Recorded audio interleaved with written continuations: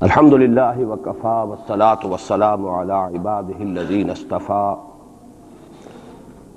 خصوصاً علی افضلهم وخاتم النبیین محمد الامین وعلی آلہ وصحبہ اجمعین اما بعد فقد قال اللہ تبارک وتعالی كما ورد في سورة الروم اعوذ باللہ من الشیطان الرجیم بسم اللہ الرحمن الرحیم الف لام میم غلبت الروم في ادنى الارض وهم من بعد غلبهم سيغلبون في بضع سنين لله الامر من قبل ومن بعد ويومئذ يفرح المؤمنون بنصر الله ينصر من يشاء وهو العزيز الرحيم وعد الله لا يخلف الله وعده ولكن اکثر الناس لا يعلمون صدق الله العظيم رب اشرح لي صدري ويسر لي امري واحلل عقدة من لساني يفقهوا قولي اللهم ربنا الهمنا رشدنا واعذنا من شرور انفسنا اللهم ارنا الحق حقا وارزقنا اتباعه وارنا الباطل باطلا وارزقنا اجتنابه اللهم نور قلوبنا بالایمان واشرح صدورنا للاسلام ووفقنا لما تحب وترضى آمین یا رب العالمین۔ یہ کہنے کی ضرورت نہیں ہے کہ قرآن حکیم کوئی تاریخ کی کتاب نہیں ہے، یہ کتاب ہدایت ہے۔ اس کا اصل موضوع ہے انسان کی رہنمائی۔ اس رہنمائی میں ذہنی اور فکری رہنمائی بھی شامل ہے، عملی رہنمائی بھی شامل ہے، پھر عملی رہنمائی میں انفرادی سطح پر بھی اجتماعی سطح پر بھی، لیکن یہ مختلف گوشے ہیں ہدایت کے، رہنمائی کے۔ باقی جتنے علوم ہیں وہ چاہے وہ فزیکل سائنسز کا دائرہ ہو اور چاہے سوشل سائنسز کا دائرہ ہو، سوشل سائنسز کا ظاہر بات ہے کہ معاملہ زیر بحث آیا ہے، اس لیے کہ اس کا تعلق انسان کی عملی زندگی سے ہے، معاشیات ہیں، سیاسیات ہیں، معاشرتی مسائل ہیں، تو یہ تو ہدایت کے موضوعات ہیں اور انہی سے پھر سوشل سائنسز میں بحث ہوتی ہے۔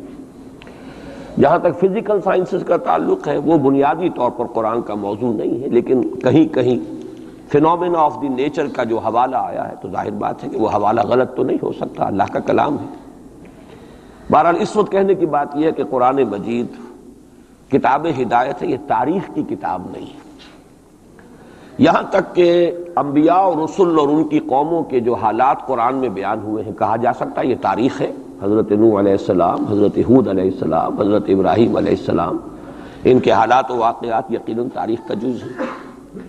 لیکن یہ نوٹ کیجئے کہ قرآن حکیم میں ایک تو یہ کہ بہت سے انبیاء اور رسل کے واقعات کا تذکرہ بار بار آیا ہے، تکرار کے ساتھ، اعادے کے ساتھ، اگرچہ اس میں تکرار محض نہیں ہے، سیاق و سباق کا فرق ہوتا ہے کہ کس جگہ پر کیا مسئلہ زیر بحث ہے، تو مختلف جو انبیاء اور رسولوں کی تاریخ ہے ان کے بھی اس پہلو کو وہاں لے آیا جائے گا جو خاص اس سیاق و سباق سے متعلق ہو۔ لیکن دوسری بات یہ کہ وہ بھی تاریخی ترتیب کے ساتھ قرآن میں بیان نہیں ہوئے۔ اس کے لیے ہمیں تورات جو ہے وہ مدد دیتی ہے کہ تورات میں جو بھی تاریخ آئی ہے انبیاء کی وہ ایک ترتیب کے ساتھ آئی ہے، تاریخی اس کے اندر ترتیب موجود ہے۔ قرآن مجید میں وہ تاریخی ترتیب نہیں ہے۔ اس کے علاوہ جس وقت قرآن نازل ہوا، یہ اب آج سے 1400 برس سے زائد کا عرصہ ہو گیا ہے، اس لیے کہ اب 1400 برس تو حضور صلی اللہ علیہ وسلم کے انتقال پر بھی اس سے زیادہ عرصہ گزر چکا ہے، اور اس سے تقریباً 22-23 برس قبل قرآن نازل ہونا شروع ہوا۔ اس کی جو کنٹمپریری ہسٹری ہے اس دور کی، اس کا بھی ریفرنس قرآن میں نہیں ہے، سوائے ایک مقام کے جس کی میں نے یہ آیات ابھی تلاوت کی۔ تو یہ میں نے تمہید اصل میں اس اعتبار سے کہ سورہ روم اس کی یہ ابتدائی 6 آیات جو ہیں یہ ایک استثناء ہے کہ اس میں قرآن کا جو زمانہ نزول ہے اس کا ایک تاریخی اہم واقعہ ہے جس کی طرف ریفرنس ہے، اور یہ ریفرنس ایک پیشین گوئی کی صورت میں ہے۔ تو میں ان دونوں چیزوں کی قدر وضاحت کروں گا، اور اس لیے کہ اس وقت کے جو حالات ہمارے ہیں انڈین سب کانٹیننٹ کے، بر عظیم پاک و ہند، اس میں ایک مشابہت ہے ان حالات کے ساتھ۔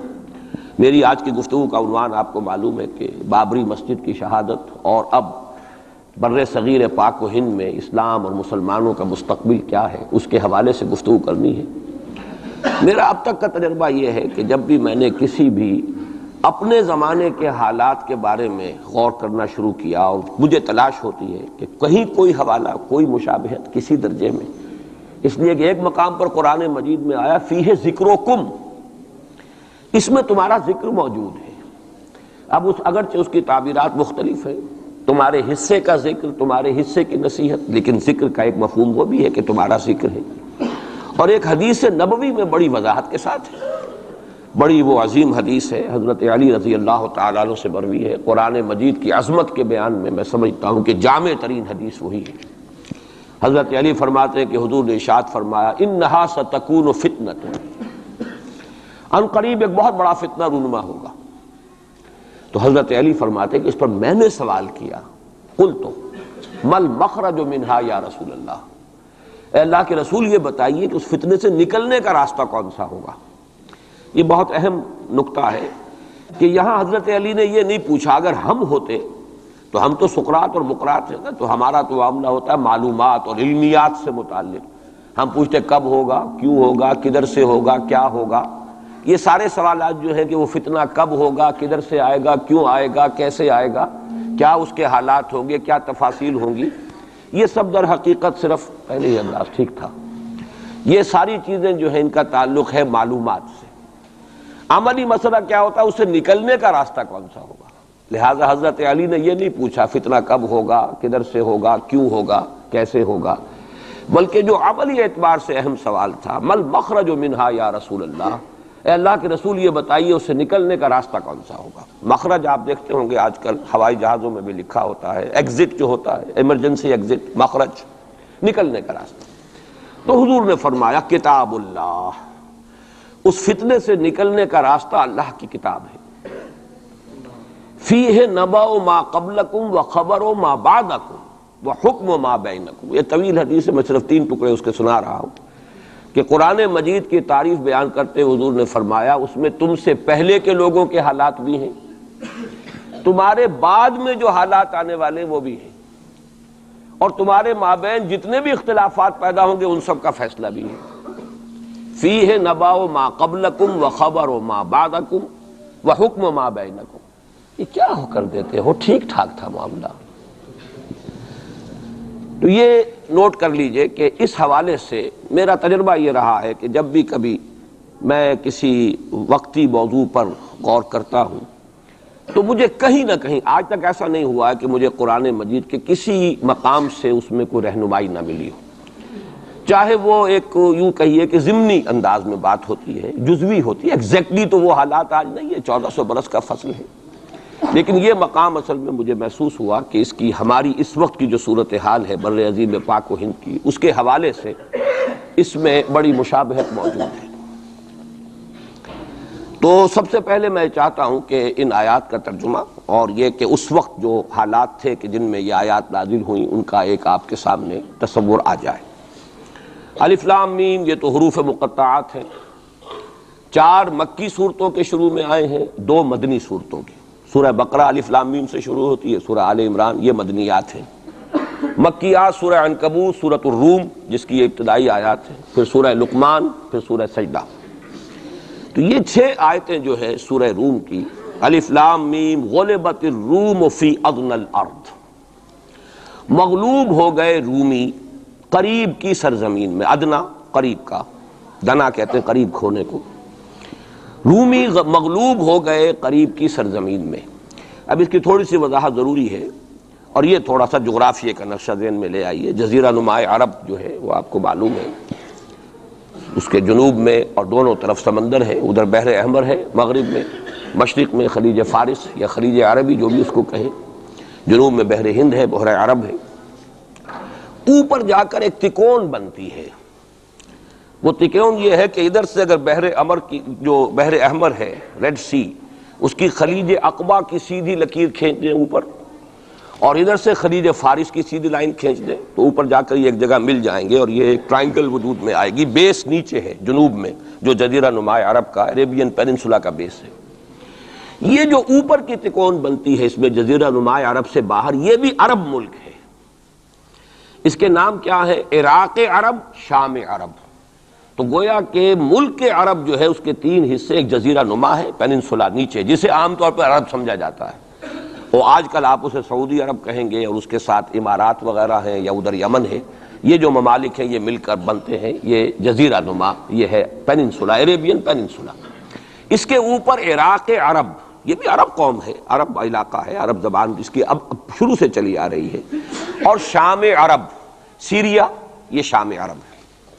اب اس سے داہنی طرف یا مشرق کی طرف ایران، اور شام کے مغرب کی طرف تو خیر میڈیٹرینین آ جاتا ہے، لیکن ذرا سا اوپر جائیں تو وہ ترکی ہے، روم، پرانا روم۔ اور آپ کو معلوم ہے کہ جب حضور کی بعثت ہوئی ہے تو اس سے پہلے کم و بیش 700-800 برس سے یہ 2 عظیم مملکتیں چلی آ رہی تھیں، سلطنت روما اور سلطنت ایران۔ ان دونوں کا مقابلہ رہتا تھا۔ یوں سمجھئے کہ تاریخ جھولا جھولتی تھی، کبھی ایرانی آگے بڑھتے تھے یہ مکے شہر میں، اور شمال میں یہ جو کشمکش تھی، تاریخ جھولا جھول رہی تھی۔ اس میں ایسا ہوا ہے کہ سن 614 میں ایک بڑی ہی زبردست شکست دی ہے رومیوں نے ایرانیوں کو۔ یہ تاریخ کی بدترین شکستوں میں سے ہے جو رومیوں کے ہاتھوں، جو رومیوں کی ہوئی ہے ایرانیوں کے ہاتھوں۔ اب ایرانی چونکہ تھے آتش پرست مشرک تھے، اور یہ تھے حضرت عیسیٰ کے نام لیوا، ان کی کچھ نہ کچھ مناسبت مسلمانوں سے جڑتی تھی، اس لیے کہ حضور صلی اللہ علیہ وسلم حضرت عیسیٰ علیہ السلام کے ماننے والے، انہیں اللہ کا پیغمبر ماننے والے، تو یہ جو ایک ایسوسییشن تھی اس کی وجہ سے بغلیں بجائیں مشرکین مکہ نے کہ دیکھو ہمارے جو ساتھی ہیں ایرانی آتش پرست وہ جیت گئے، اور تمہارے جو کیمپ، ایک ہی کیمپ سمجھ لیجئے، تمہارا بہرحال ان سے کچھ نہ کچھ تعلق ہے، تو حضرت مسیح کے ماننے والے اور تورات کے ماننے والے وہ شکست کھا گئے۔ اور شکست بھی ایسی تھی کہ یروشلم سے یہ نکلے ہیں، بھاگے ہیں رومی۔ ہرقل اس وقت وہ ایمپرر تھا، ہیرکلیس، اور ایلیا جو ان کا کہلاتا ہے یروشلم میں وہ ہیکل، اس سے جو ان کی بڑی صلیب تھی وہ بھی وہاں سے لے گئے وہ، اور گویا کہ ان کے لیے تو سمجھیے کہ یہ مذہبی اعتبار سے ایک موت تھی کہ ان کی مذہبی علامت، ان کے لیے شاعر جو ہے ان کے مذہبی، ان میں سب سے مقدس شے جو تھی وہ بھی ایرانی وہاں سے لے گئے۔ اور بہت ہی زبردست شکست ہوئی ہے اس وقت رومیوں کو، ہیرکلیس کو۔ اس پر جو بغلیں بجی مشرکین مکہ نے، جو اس پر خوشیاں منائی، مسلمانوں کو ایک طرح سے یوں سمجھیے کہ انہیں ستانے کے لیے، چڑھانے کے لیے، دیکھو وہ جیت گئے، اسی طرح تمہارا بھی قلع کما ہو جائے گا، تمہاری بھی کوئی بنیاد، لستم علی شیء، تمہاری بھی کوئی حقیقت نہیں ہے، جیسے رومی جو ہے وہ شکست کھا گئے، تم بھی ختم ہو جاؤ۔ اس وقت یہ آیات نازل ہوئی ہیں، اور یہ آیات اب پیشن گوئی کی صورت میں نازل ہوئی ہیں مسلمانوں کی دلجوئی کے لیے۔ ان کا جو مورال اس وقت گر رہا تھا مکے کے مسلمانوں کا، ابھی ہجرت نہیں ہوئی ہے، ابھی تو یہ مکے ہی میں معاملہ چل رہا ہے۔ 610 میں حضور پر وحی کا آغاز ہوا ہے، گویا کہ یہ 5واں برس ہے نبوت کا، ابھی ہجرت سے 7 سال پہلے کی بات ہو رہی ہے یہ جو مکے کے اندر جو صورتحال ہے۔ تو وہاں انہیں خبر دی گئی، الف لام میم غلبت الروم فی ادنی الارض، قریب کی سرزمین میں، اب یہ جزیرہ نما سے قریب ہے یہ پورا علاقہ شام کا، عراق کا، رومی مغلوب ہو گئے، رومیوں کو شکست ہو گئی۔ وَهُمْ مِنْ بَعْدِ غَلَبِهِمْ سَيَغْلِبُونَ، اور وہ اپنی اس مغلوبیت کے بعد پھر غالب آ جائیں گے۔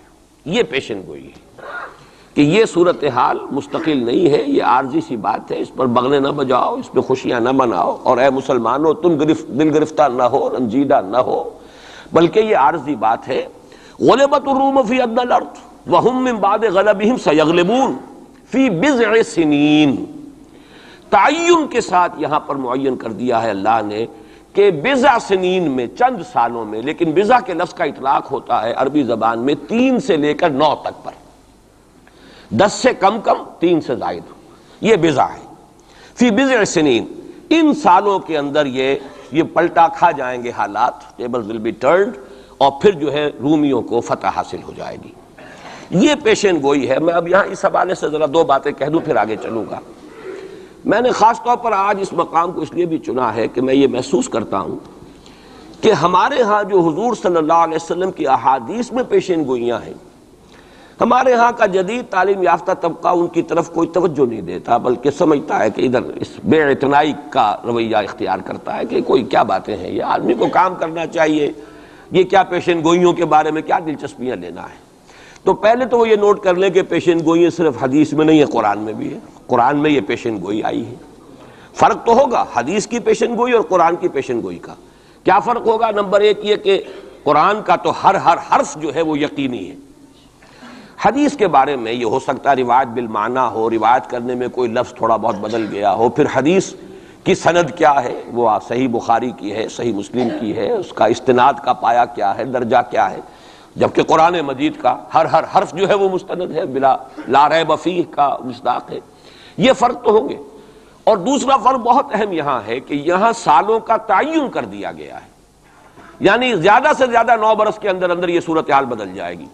حدیث میں جو پیشین گوئیاں آئی ہیں ان میں کوئی تعین وقت کا نہیں، بلکہ سورہ انبیاء کے آخر میں 2 آیتوں میں حضور سے یہ کہا گیا کہ آپ کہہ دیجئے ان ادری اقریب ام بعید ما توعدون، اے نبی ان سے کہہ دیجئے کہ مجھے یہ معلوم نہیں ہے کہ جس چیز کی تمہیں خبر دی جا رہی ہے، جس چیز کا وعدہ تم سے کیا جا رہا ہے وہ قریب ہے یا دور ہے، ٹائم ٹیبل میں نہیں جانتا، لیکن جو میں کہہ رہا ہوں وہ ہو کر رہے گا۔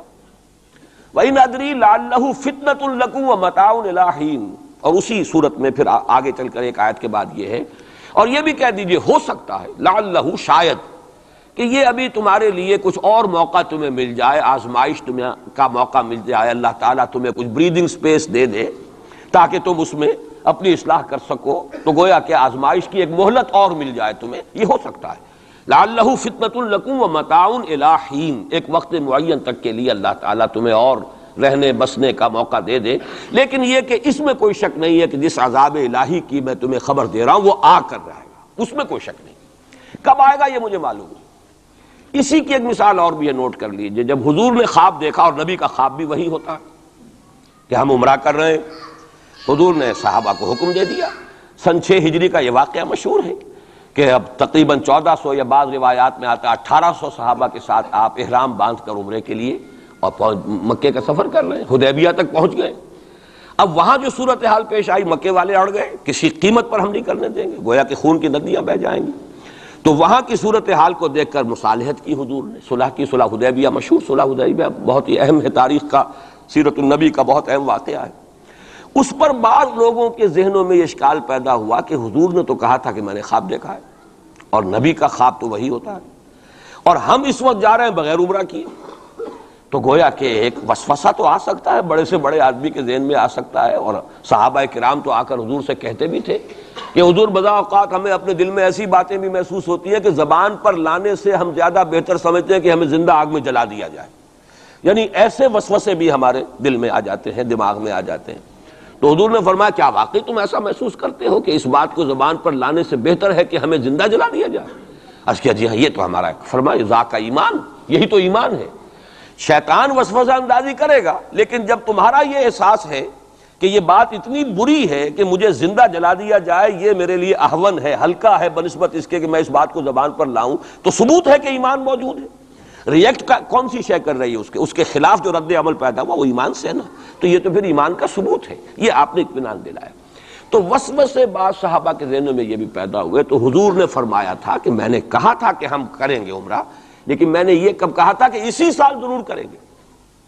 گویا کہ ٹائم ٹیبل میں فرق ہو سکتا ہے، یعنی جہاں تک اللہ کا فرمان ہے اس میں ٹائم ٹیبل کا بھی فرق نہیں ہوگا، ناممکن ہے، لیکن نبی کی پیشین گوئیوں میں یا خبروں میں ٹائم ٹیبل کے اندر فرق واقع ہو سکتا ہے کہ اس سال نہیں ہوا، اگلے سال پھر اس کو عمرہ قضا کہتے ہیں۔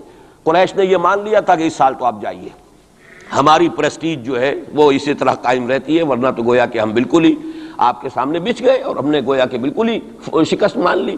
اس سال تو آپ جائیں، اگلے سال آئیے، 3 دن کے لیے ہم مکہ خالی کر دیں گے، بالکل ہم چلے جائیں گے پہاڑوں میں، آپ مکے میں رہیں 3 دن اور جس طرح چاہیں طواف کریں اور عمرہ کریں۔ بہرحال اگلے سال پھر وہ عمرہ ہوا، اسے عمرہ قضا کہتے ہیں۔ یہ بھی میں نے مثال دی ہے کہ ٹائم ٹیبل کا جہاں تک تعلق ہے، حضور کی دی ہوئی پیشین گوئیاں جو ہیں اس کے بارے میں ہم تعین نہیں کر سکتے کہ یہ کب ہوگا، گمان کر سکتے ہیں، اندازہ ہو سکتا ہے، لیکن تعین نہیں۔ جبکہ یہاں یہ ہوا فی بضع سنین، الف لام میم غلبت الروم فی ادنی الارض وہم من بعد غلبہم سیغلبون فی بضع سنین، چند سالوں کے اندر اندر۔ اب اس پر یہ واقعہ بھی آپ نوٹ کر لیجئے کہ حضرت ابو بکر رضی اللہ تعالی عنہ نے انہی آیات کی بنا پر ایک شرط کر لی ایک کافر سے، مشرکین مکہ کے سرداروں میں سے ایک سے، کہ 3 سال کی شرط انہوں نے لگا دی، کم سے کم مدت جو ہوتی بضع کی 3 سال، کہ 3 سال کے اندر اندر اگر یہ صورتحال تبدیل نہ ہوئی تو میں 100 اونٹ تمہیں دوں گا، اور اگر قرآن کی پیشن گوئی درست ہو گئی تو تم 100 اونٹ مجھے دو گے۔ اور اس وقت تک اس طرح کی شرط لگانا ابھی حرام نہیں ہوا تھا، چونکہ شریعت کے احکام تفصیلی تو آئے نہیں تھے، ابھی تو نہ شراب حرام تھی نہ جوا حرام تھا، تو اس طرح کی شرط لگانا کس طرح کوئی حرام والی بات تو تھی نہیں۔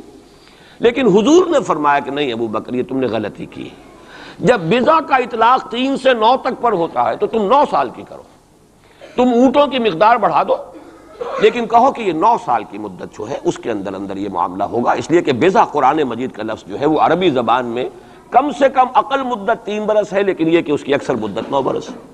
تو حضرت ابو بکر نے وہ بدلا، اور ٹھیک 9 سال بعد وہ صورتحال پیش آ گئی۔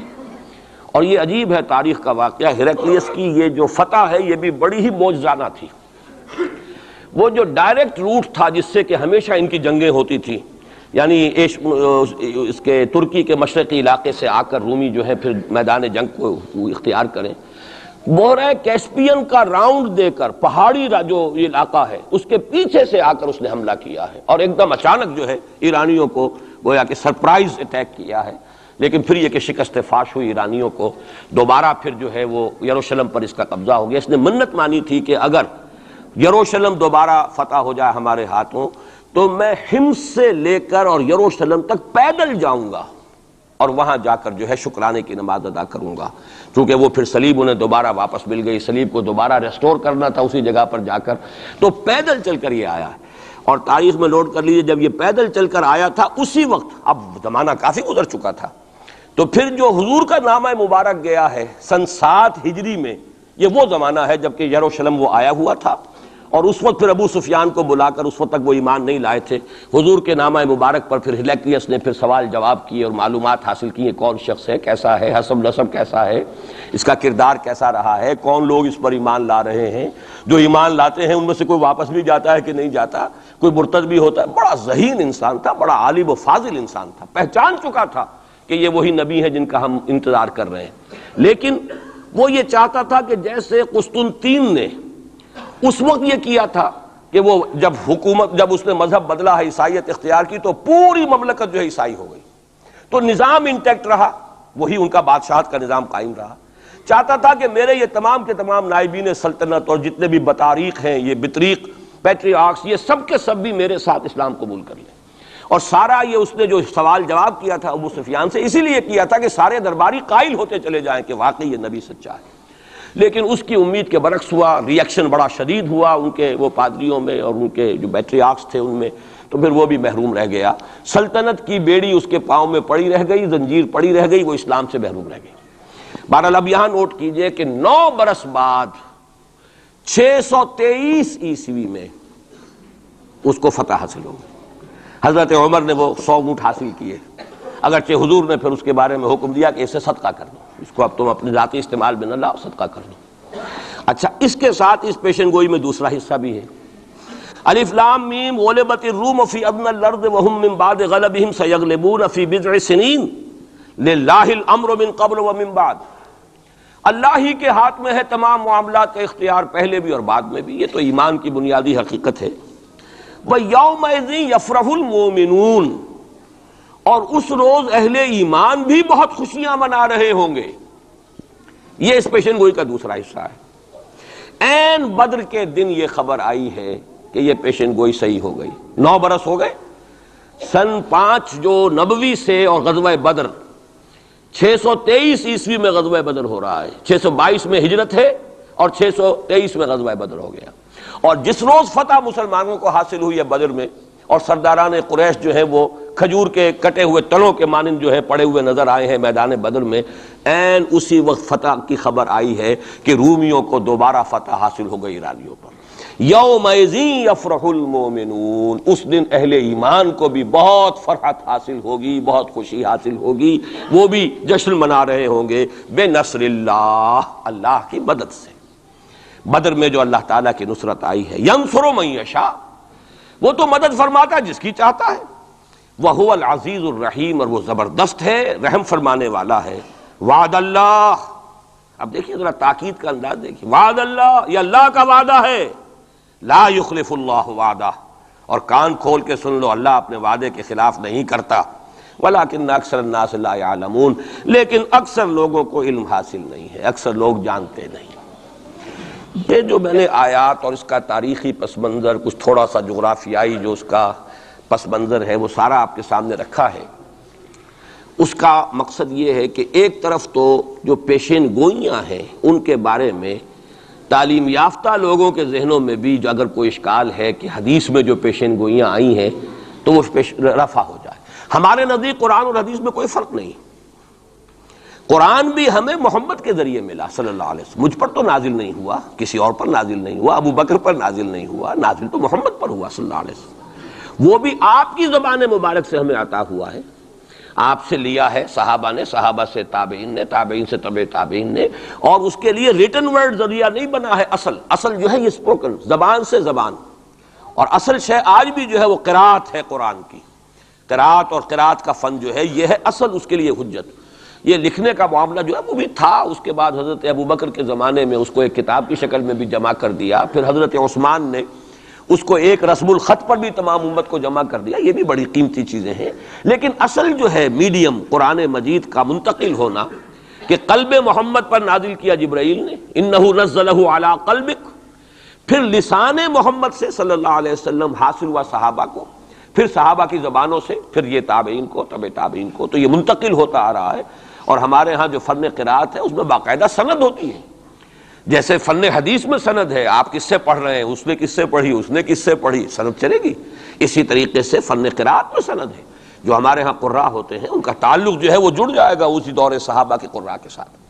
بہرحال اس وقت جو میں عرض کر رہا تھا کہ قرآن اور حدیث میں یہ فرق نہیں ہے، دونوں چیزیں محمد کی ادا کرنا، اور ہمیں معلوم ہے کہ حضور کو وحی صرف قرآن کی شکل میں نہیں ہوئی ہے، وحی خفی بھی ہوئی ہے، بہت سی باتیں اللہ تعالیٰ دل میں ڈالتا تھا، حضور کا خواب بھی وحی ہے، اس اعتبار سے وہ وحی خفی جس کو ہم کہتے ہیں اس پر بھی ہمارا ایمان ہے۔ البتہ فرق کیا ہے، جیسا کہ میں عرض کر چکا، یہ لفظ بلفظ محفوظ ہے، حرف بحرف، بلکہ لفظ بھی بڑی شے ہے، حرف بحرف محفوظ ہے، وہاں یہ ہے کہ اس طرح کی حفاظت کا جو ہے وہ دعویٰ نہیں ہے۔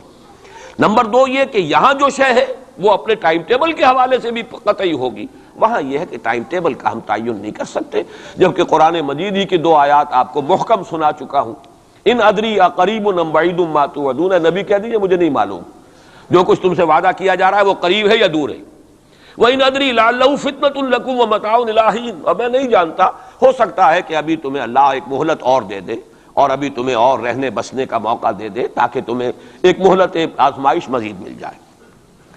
اب جو میں ذرا صرف حوالہ دوں گا، اس وقت تفصیل میں جانے کا موقع نہیں ہے، اس لیے کہ گزشتہ سال اس پہ تفصیل سے کئی جمعوں میں یہاں گفتگو کر چکا ہوں۔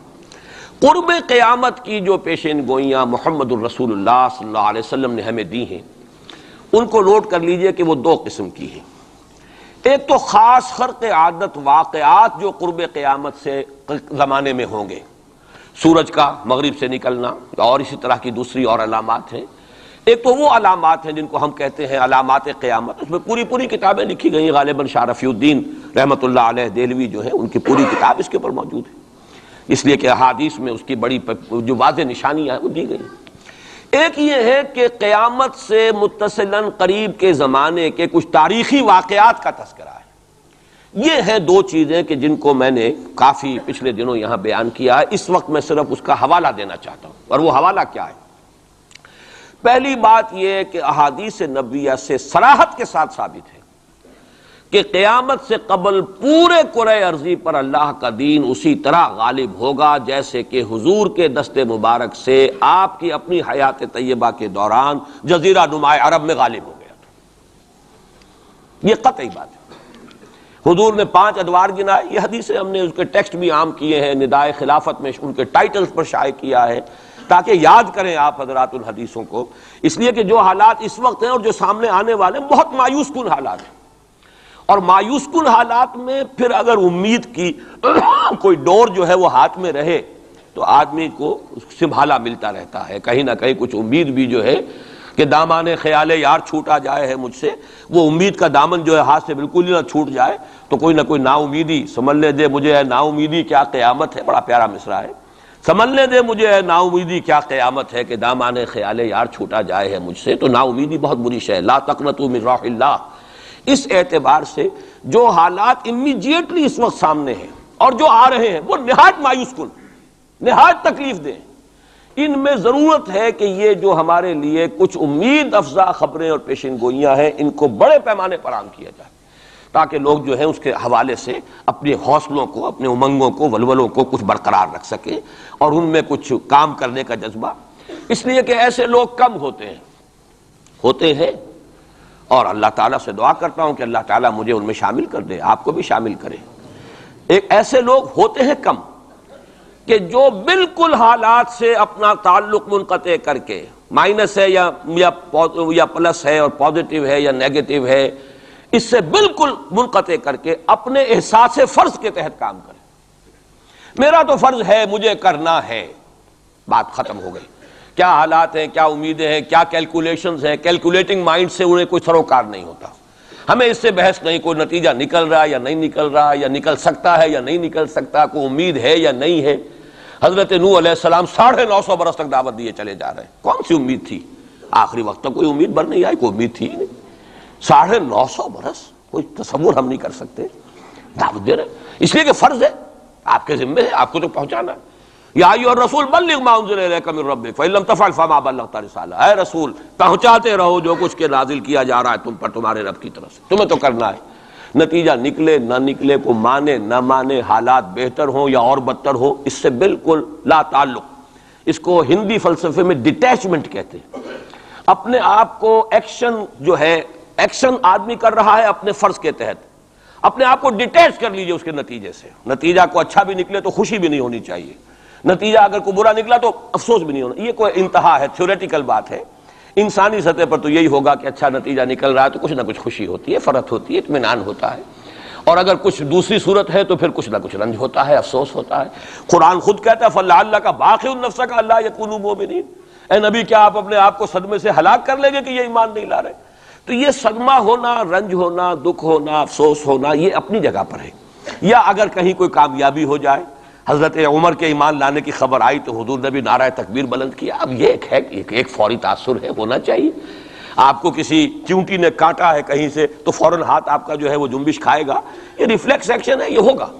لیکن ہندو فلسفی میں تو یہاں تک ہے کہ ڈیٹیچ کر لو اپنے آپ کو اس درجے کہ آپ کا اپنے ایکشن کے ساتھ، action for the sake of action, یا یوں کہیے کہ وہ اپنے مقصد کے تحت جو ہے آپ کام کر رہے ہیں، باقی یہ کہ کیا نتیجہ نکلتا ہے نہیں نکلتا ہے، امید افزا ہے یا مایوس کو بالکل چھوڑ دیجیے۔ بہرحال اس کی ضرورت ہے، لیکن ایسے لوگ جیسا کہ میں نے عرض کیا ہوتے کم، اکثریت لوگوں کی ایسی ہوگی کہ جو کچھ نظر آتا ہو تو کچھ کام کرتے ہیں، کچھ حوصلہ بڑھتا ہے، پھر کچھ اور ہمت جو ہے بنتی ہے۔ اس حوالے سے میں کہتا ہوں کہ چونکہ جو موجودہ حالات ہیں اور مستقبل قریب میں جو حالات آ رہے ہیں وہ سخت مایوس کن ہیں، انہی کا بعد میں تذکرہ کروں گا۔ لیکن اس وقت جو ہے اگر ہم ان حدیثوں کو سامنے رکھیں گے کہ پہلی بات یہ کہ اس دنیا پر، پورے کرۂ ارضی پر دین کا غلبہ ہو کر رہے گا، دین حق اسی طرح نافذ ہوگا جیسے کہ حضور کے ہاتھوں نافذ ہوا ہے جزیرہ نما عرب۔ اور یہ جو گلوبل ڈومینیشن ہے اسلام کی، یہ ایک تو اس سے بھی ثابت ہے کہ 3 مرتبہ قرآن میں فرمایا گیا هو الذی ارسل رسولہ بالہدی ودین الحق لیظہرہ علی الدین کلہ۔ حضور کا مقصد بعثت ایکسکلوسیو شان ہے، یہ صرف آپ کی ہے، کسی اور نبی اور رسول کی نہیں ہے، کہ قرآن کہتا ہے غلبہ دین کے لیے بھیجا ہم نے، صرف تبلیغ کے لیے نہیں بھیجا۔ باقی تمام انبیاء صرف تبلیغ کے لیے آئے، تبلیغ، تذکیر، تبشیر، تذکیر، نصیحت، جو بھی کہیں، تعلیم، تزکیہ، لیکن غلبہ دین کا لفظ صرف محمد الرسول اللہ صلی اللہ علیہ وسلم کے بارے میں آیا اور 3 مرتبہ آیا، کسی اور نبی کے لیے 1 مرتبہ بھی نہیں آیا۔ اور دوسری بات یہ بھی قرآن کے محکمات میں سے ہے کہ وَمَا أَرْسَلْنَاكَ إِلَّا كَافَّةً لِلنَّاسِ بَشِيرًا وَنَذِيرًا، ہم نے نہیں بھیجا ہے محمد آپ کو مگر تمام نوع انسانی کے لیے، پوری نوع انسانی کی۔ گویا کہ پورے عالم انسانیت پر غلبہ دین ہوگا تو بعثت محمدی کی تکمیل ہوگی، پورے عالم جب بھیجا گیا پورے عالم انسانی کے لیے۔ اس اعتبار سے بھی صغرا کبرا جوڑیے تو اس کا نتیجہ نکلتا ہے۔ باقی یہ کہ حضور نے وضاحت کے ساتھ وہ احادیث جو ہیں جیسے میں نے عرض کیا، میں نے بارہا آپ کو سنائی ہیں، حضور نے 5 دور گنوائے ہیں: دور نبوت، دور خلافت علی منہاج النبوہ، حدیث کا ٹیکسٹ میں بیان نہیں کر رہا وقت کی کمی کی وجہ سے، پھر دور ایسی ملوکیت کا جو کٹ کھنی ہوگی، ظالم کاٹ کھانے والی، پھر دور ایسی ملوکیت کا جو جبری ہوگی، یہ میرے نزدیک جو غلامی کا دور ہمارا گزر چکا ہے اور ابھی ہے، پارشلی ختم ہوا، پارشلی باقی ہے۔ براہ راست جو ہے ویسٹرن امپیریلسٹ پاورز جو ہیں وہ یہاں سے چلی گئی ہیں، ان کی فوجیں اب موجود نہیں ہیں ہمارے ہاں، لیکن یہ کہ ان کی تہذیب، ان کا تمدن، ان کا فکر، ان کے نظریات، ان کے فلسفے، ان کی سوچ، ان کا طرز بود و باش، انہی کا لباس، انہی کی صفت، یہ سب کچھ موجود ہے۔ اور ٹیکنالوجی میں، علم میں اور معاشیات میں ہم بالکل بھکاریوں کی طرح ان کے سامنے ہاتھ پھیلانے پر مجبور ہیں۔ تو وہ ختم نہیں ہوا چوتھا دور، بلکہ در حقیقت یہ کہ انٹرم پیریڈ ہے چوتھے اور 5ویں کے درمیان، اور 5واں آپ نے فرمایا ثم تکون خلافت علی منہاج النبوہ، پھر 5واں دور آئے گا خلافت علی منہاج النبوہ کا۔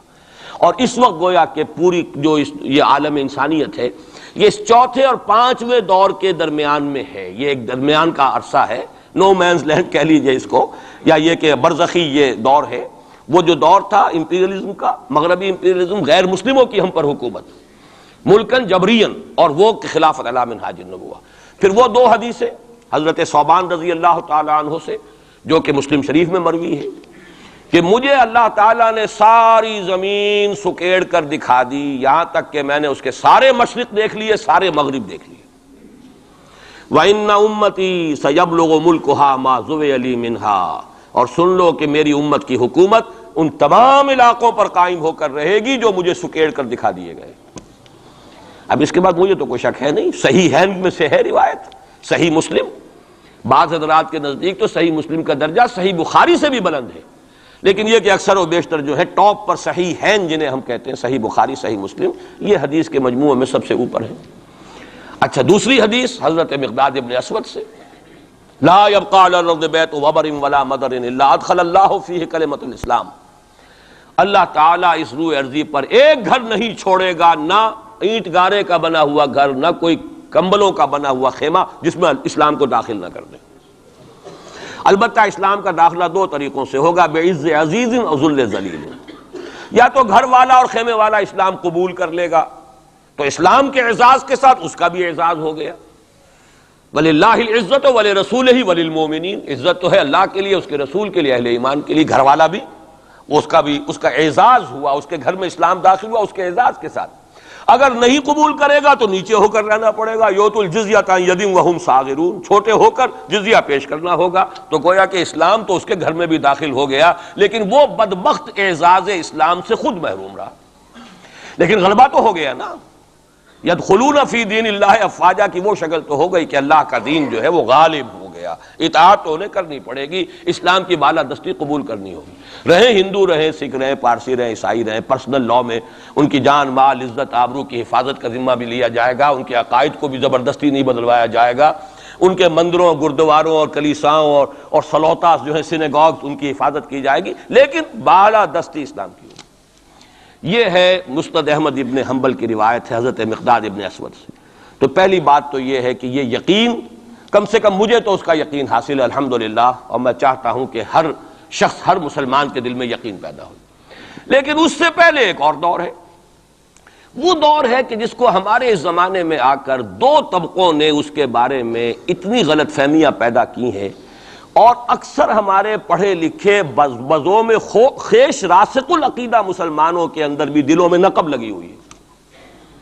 سمجھتے ہیں کہ ہم تو قادیانی نہیں ہیں، سمجھتے ہیں کہ ہم تو منکر حدیث نہیں ہیں، لیکن ان حدیثوں پر ان کا یقین نہیں ہے، حالانکہ یہ بخاری شریف کی روایات ہیں، حالانکہ یہ مسلم شریف کی روایات ہیں کہ اس سے پہلے ایک دور آنا ہے، مسلمانوں پر سخت عذاب کا دور آنا ہے، اور یہ عذاب جو ہے شدید ترین عذاب، اس کی جو سب سے اہم شخصیت ہے المسیح الدجال، یہودیوں کے ہاتھوں آئے گا، اور یہودیوں میں ایک شخص پیدا ہوگا، کھڑا ہوگا جو مسیح ہونے کا دعویٰ کرے گا، المسیح الدجال، دجال کہتے ہیں فریبی کو، دجل فریب کو کہتے ہیں، جو فریب سے اپنے آپ کو مسیح کہلوائے گا کہ میں مسیح ہوں. اس کی وجہ کیا ہے کہ یہودیوں کے ہاں یہ روایت موجود تھی کہ ہمارا ایک سیویئر آئے گا، ہمارا ایک نجات دہندہ آئے گا جو ہمیں پھر دنیا کے اندر غلبہ دلوائے گا اور ہماری جو پرومسڈ لینڈ ہے وہ پوری کی پوری ہمیں دلوا دے گا. وہ جو گریٹر اسرائیل کا نقشہ انہوں نے بنا رکھا ہے، یہ ان کے پرومسڈ لینڈ ہے، خوابوں کی سرزمین ہے. اچھا وہ تو حضرت مسیح آئے تھے علیہ الصلوۃ والسلام، وہ تو آ گئے، انہوں نے مانا نہیں. جب مانا نہیں، انہیں تو مرتد قرار دیا، جادوگر قرار دیا، بازیگر قرار دیا، واجب القتل قرار دیا، اور اپنے بس پڑتے تو سولی پر چڑھائی دیا. وہ تو اللہ نے جو کیا وہ ایک علیحدہ مسئلہ ہے. اب وہ جگہ تو خالی ہے جو آپ کہتے ہیں نا کہ کوئی ویکینسی ہے موجود، پوزیشن از ویکنٹ. ابھی وہ منتظر ہیں ایک مسیحا کے کہ ہمارا اصل مسیح آنے والا ہے. وہ ان کا کوئی لیڈر کھڑا ہوگا جو اس دعوے کے ساتھ کھڑا ہوگا کہ اب میں اس مہم کو شروع کرتا ہوں کہ جس سے وہ جو گریٹر اسرائیل ہے، پوری عظیم تر اسرائیل وجود میں لاؤں گا. دیر کیا لگتی ہے؟ کوئی وزیر اعظم جو بھی ہو اسرائیل کا کھڑا ہو جائے ڈٹ کر کہ ٹھیک ہے وی ڈکلیئر وار، اور ہم تو یہ علاقے اب لے کر رہیں گے. جس کو کہ اس نے بھی کہا ہے، یہ جو اس وقت ہے ریبین جو ہے، اس کے بارے میں خیال یہ ہوا تھا کہ جب یہ وزیر اعظم بنا اسرائیل کا کہ یہ بڑا ماڈریٹ ہے، بہت ایسا ہے ویسا ہے، اور اس نے وہ امریکن سے اپنا وہ 10 بلین کا جو لون لینا چاہتے تھے اس کو اوکے کرانے کے لیے کچھ دنوں کے لیے نئی سیٹلمنٹس کی تعمیر کا کام بھی سسپینڈ کر دیا. تو بڑی امیدیں ہو گئیں، چلو جی ایک پروسیس آف جو پیس ٹاکس شروع ہو جائیں اور یہ ہو جائے. لیکن سب ثابت ہو چکا ہے. اسی زمانے میں وہ گیا اپنے فوجی ہیڈ کوارٹر میں اور جا کر وہاں پہ اپنے فوجی آفیسرز کی وہ جو اب لوگوں میں تشویش ہو گئی ہوگی کہ ہم کس خواب کو دیکھ رہے ہیں اور یہ شخص کدھر چلنے لگ گیا ہے، تو جا کر کہا اور رپورٹ ہوئی ہے خبر. اس نے کہا یہ نہ سمجھو کہ گریٹر اسرائیل کو میں نے چھوڑ دیا، اس کا نقشہ تو میرے دل پر کندہ ہے اور میں منتظر ہوں وہ وقت آئے کہ ہم وہ گریٹر اسرائیل قائم کریں. کوئی شخص کھڑا ہو جائے گا، اس کے لیے وہ ڈکلیئر کر دے گا. کوئی شکلیں اور کوئی سچویشن ہو سکتی ہے. اور اس اعتبار سے نوٹ کیجئے کہ یہ بابری مسجد کی شہادت کے بارے میں یہ صحیح بات کہی جا رہی ہے کہ یہ در حقیقت ایک فیلر ہے ہنود اور یہود کے جو گٹھ جوڑ ہے. یہ میں آپ کو پہلے بتا چکا ہوں کہ یہ جو وہاں کا ہندو فنڈامنٹلسٹ ہے ہندوستان کا، باقاعدہ وفد گئے اسپین یہ معلوم کرنے کے لیے کہ اسپین میں مسلمانوں کو جو ایکسٹرمینیٹ کیا تھا کس طریقے سے کیا تھا. باقاعدہ یہ تو ریسرچ کرتے ہیں، محنتیں کرتے ہیں اور بہت ہی مستقل مزاجی کے ساتھ کام کرتے ہیں. انہوں نے تو باقاعدہ اس کا بھی جائزہ لیا ہوا ہے. پھر اسرائیل کے ساتھ جو ہم کے کانٹیکٹ ہو رہے ہیں، اور ابھی جو اسرائیل کا وزیر اعظم وہاں پہ آنے والا تھا، وہ وزیر خارجہ غالباً کسی وجہ سے ابھی جو صورت ہو گئی ہے اس کو ملتوی کیا ہے. تو یہ در حقیقت یہ دیکھنا ہے کہ مسلمانوں کے اندر جان ہے تو کتنی. یہ فیلرز پھینکے جایا کرتے ہیں، اندازہ ہو جائے کتنا ریئیکشن ہے. وہ ریئیکشن جتنا کچھ تھا ہو لیا. اور ہمارا ریئیکشن ہونا کیا ہے؟ اس سے پہلے جب مسجد اقصیٰ کے ساتھ جو بھی بے حرمتی ہوئی اور جب یروشلم گیا ہے، کتنا کوئی رونا پیٹنا ایک دفعہ تو پورے عالم اسلام میں ہو گیا تھا. اب کہاں ہے وہ رونا پیٹنا؟ اب تو ریکنسائل کیے بیٹھے. اب تو وہی عرب ممالک ایک ٹیبل پر جا کر میڈرڈ میں تو بیٹھ آئے نا آخر اسرائیل کے ساتھ، اور اب مسلسل گفتگویں واشنگٹن میں جو ہے، پہلا round, second round, third round, کبھی تو اس کے ساتھ ایک میز پر بیٹھنا گوارا نہیں تھا، اس کو ریکگنائز کرنے کا کوئی سوال نہیں تھا. اب اس کی باتیں بھی ہو رہی. تو معلوم ہوتا ہے کہ یہ سارے جو ہیں حالات، یہ کوئی ایسی باتیں نہیں ہیں کوئی فیری ٹیلز ہوں، یہ کوئی پریوں کی کہانیاں ہوں جو آنے والی ہیں کیسے ہم مان لیں. یہ صحیح عقیدہ اسلامی ہے. ازروع احادیث حضرت مسیح علیہ السلام زندہ آسمان پر اٹھائے گئے اور وہی حضرت مسیح علیہ السلام دوبارہ آئیں گے اور یہودیوں کا آخری قلع قمع انہی کے ہاتھوں ہوگا. اور یہ در حقیقت قرآن مجید کا جو فلسفہ ہے انبیاء اور رسول کے بارے میں، اس کے عین مطابق ہے. جس قوم کی طرف کوئی رسول بھیج دیا جاتا تھا، وہ قوم جب رد کر دیتی تھی رسول کی دعوت کو، اتمام حجت کر دیا رسول نے، 950 برس تک دعوت دی، قوم نے رد کر دیا. یا حضرت ہود نے کتنے عرصے دعوت دی اس کی وضاحت نہیں ہے، طویل عرصے تک دی، قوم نے رد کر دیا. حضرت صالح نے کتنے عرصے دعوت دی، قوم نے رد کر دیا. پھر کیا ہوتا تھا؟ اس قوم کو ہلاک کر دیا جاتا تھا، ختم کر دیا جاتا تھا، پھر اس کا نام و نشان نہیں چھوڑا جاتا تھا. فَقُطِعَ دَابِرُ الْقَوْمِ الَّذِينَ ظَلَمُوا، جڑ کاٹ دی جاتی تھی اس ظالم قوم کی. لا یرا الا مساکنہم، اب ان کے صرف مسکن نظر آتے تھے، وہ رہنے والے نظر نہیں آتے تھے. چلے جائیے قرطبہ میں دیکھ لیجئے اور غرناطہ میں جا کر محل دیکھ لیجئے الحمرا، لیکن جو لوگ یہاں کبھی آباد تھے ان کا نام و نشان بھی نہیں ہے. یہ تو اب جو آثار قدیمہ ہیں، سیریں کر لیجئے جا کر. مسجد قرطبہ بھی ہے، سیر کر لیجئے، وہ تو اقبال کو تو خیر کوئی اجازت بھی مل گئی تھی نماز پڑھنے کی خاص کوئی، ورنہ وہاں پر تو اس کا بھی امکان نہیں ہے، اس کے ہارٹ میں جو ہے وہ چیپل موجود ہے، چرچ موجود ہے۔ بہرحال یہ سارے جو معاملات ہیں جان لیجئے اچھی طریقے سے کہ یہ واقعات جن کی خبریں دی گئی ہیں یہ بالکل اس کے مطابق حالات کا جو ہے نقشہ بیٹھتا چلا جا رہا ہے۔ کوئی یہودی لیڈر کھڑا ہوگا اور وہ مسیح کا دعویٰ کرے گا، میں ہوں مسیح، چاہے وہ خود بھی جانتا ہو کہ میں جھوٹ بول رہا ہوں اور جانتا ہوگا کہ جھوٹ بول رہا ہوں، لیکن یہ کہ تمام اس یہودیوں کو جمع کرنے کے لیے لازم ہوگا کہ وہ دعویٰ کرے۔ اس لیے کہ اب بھی موجود ہے جو لوگ جانتے ہیں یہودیوں کو، یہودی اب بھی سپلٹ ہیں، ان میں جو زیادہ مذہبی طبقہ ہے وہ زائنسٹ نہیں ہے بلکہ وہ ان سے اختلاف کرتا ہے۔ زائنزم کی اپنی ایک تحریک تھی، وہ یوں سمجھیے کہ ایک ریشسٹ نیشنلسٹ موومنٹ ہے، وہ ایک نسلی قومیت کے اوپر چلنے والی جو ہے وہ ایک قوم پرستانہ جو ہے تحریک ہے۔ جو مذہبی طبقہ ہے، جو یہودی داڑیاں رکھتے ہیں اور جو لمبے لمبے بال رکھتے ہیں اور کالی ٹوپیاں پہنتے ہیں اور لمبی شیروانیوں ٹائپ جو ہے ان کے لانگ کوٹس ہوتے ہیں، اور یہ وہاں مینہٹن میں بڑے نظر آتے ہیں گھومتے ہوئے اور بہت سرمایہ دار ہیں، اسی لیے نیو یارک کو جو یارک کہا جاتا ہے، وہ یہودی جو ہے وہ ان میں بڑا طبقہ بھی موجود ہے کہ جو اس زائنزم کو اور اسرائیل کو تسلیم نہیں کر رہا۔ تو ظاہر بات ہے کہ ان کے لیے ضرورت ہوگی کہ کوئی مذہبی اپیل آئے، منتظر تو وہ بھی ہے مسیح کے، اب آنا تو نہیں ہے، وہ مسیح جو آئے گا وہ تو آئے گا ان کی ہلاکت کے لیے، اس سے پہلے کوئی کھڑا ہوگا اور اس کو پھر یہ مذہبی یہودی بھی مان لیں گے۔ نتیجہ یہ ہوگا کہ جو بھی پوری دنیا کا یہودی ہے وہ اس ایک علاقے میں آ جائے گا اور وہ اپنے اس گریٹر اسرائیل کے لیے پھر جو وہاں پر جنگ کی بھٹی دہکے گی۔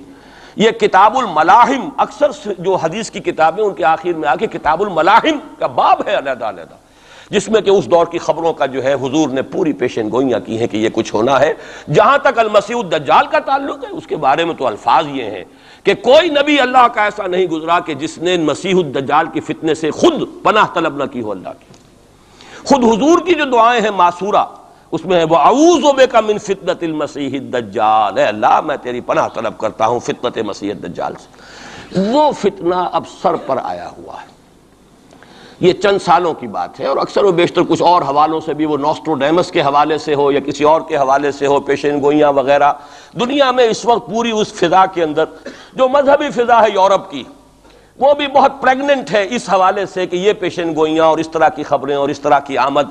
چنانچہ میں کئی مرتبہ کر چکا ہوں کہ آپ کو امریکہ میں بمپرز کے اوپر سٹیکرز ملتے ہیں مسیح is coming, Jesus is coming, یہ عیسائیوں کا ہے، وہ بھی منتظر ہیں حضرت مسیح کی آمد کے، ہم بھی منتظر ہیں حضرت مسیح کی آمد کے، وہی مانا کہ حضرت مسیح نازل ہوں گے، حضور نے خبر دی ہے، اور آ کر مسلمان کے پیچھے نماز پڑھیں گے، وہ ایک امتی کی حیثیت سے آئیں گے، اب نبی کی حیثیت سے نہیں آئیں گے، بلکہ اپنی امت جو ہے یہود جنہوں نے کہ ان کو انکار کر دیا تھا قبول کرنے سے، ان کو سزا دینے آئیں گے، انہی کی ہلاکت اور بربادی کے لیے آئیں گے، جیسے کہ حضرت نوح کی نگاہوں کے سامنے ان کی قوم ہی نہیں ان کا بیٹا بھی غرق کیا گیا نگاہوں کے سامنے، جس طرح کہ حضرت ہود کی نگاہوں کے سامنے ان کی قوم جو ہے وہ برباد کی گئی۔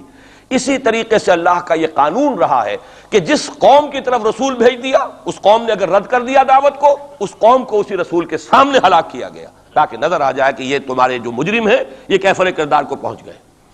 یہ ہے معاملہ کہ جو یہودیوں کے ساتھ بعد میں پیش آنا ہے، اس کے بعد تو پھر وہ اسلام کے غلبے کا دور آ جائے گا، لیکن اس سے پہلے مسلمانوں پر شدید ترین عذاب کا دور آ رہا ہے، اور یہ خبریں جو ہیں یہ بھی احادیث میں۔ اسی لیے میں نے کہا تھا کہ موجودہ حالات اور امیڈیٹ فیوچر بہت ڈارک ہے، بہت گلومی ہے مسلمانوں کے لیے۔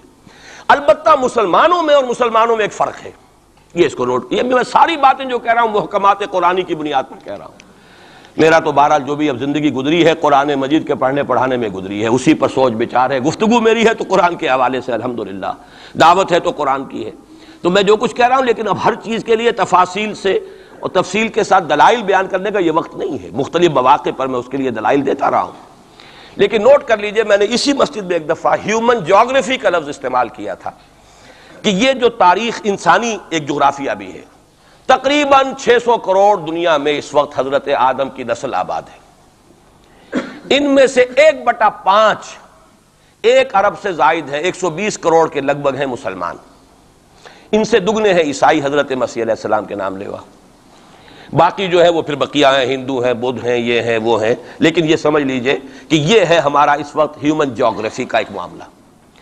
یہ جو 120 کروڑ کے قریب مسلمان ہے، کلمہ گو ہے، محمد کا امتی ہے صلی اللہ علیہ وسلم، اب اس کے دو حصے کر لیجئے۔ 20 کروڑ کے لگ بھگ ہے عرب، اور عرب سے مراد ہے جن کی اس وقت مادری زبان عربی ہے، جو عربی بولتے ہیں، عربی سمجھتے ہیں، عربی ان کی زبان۔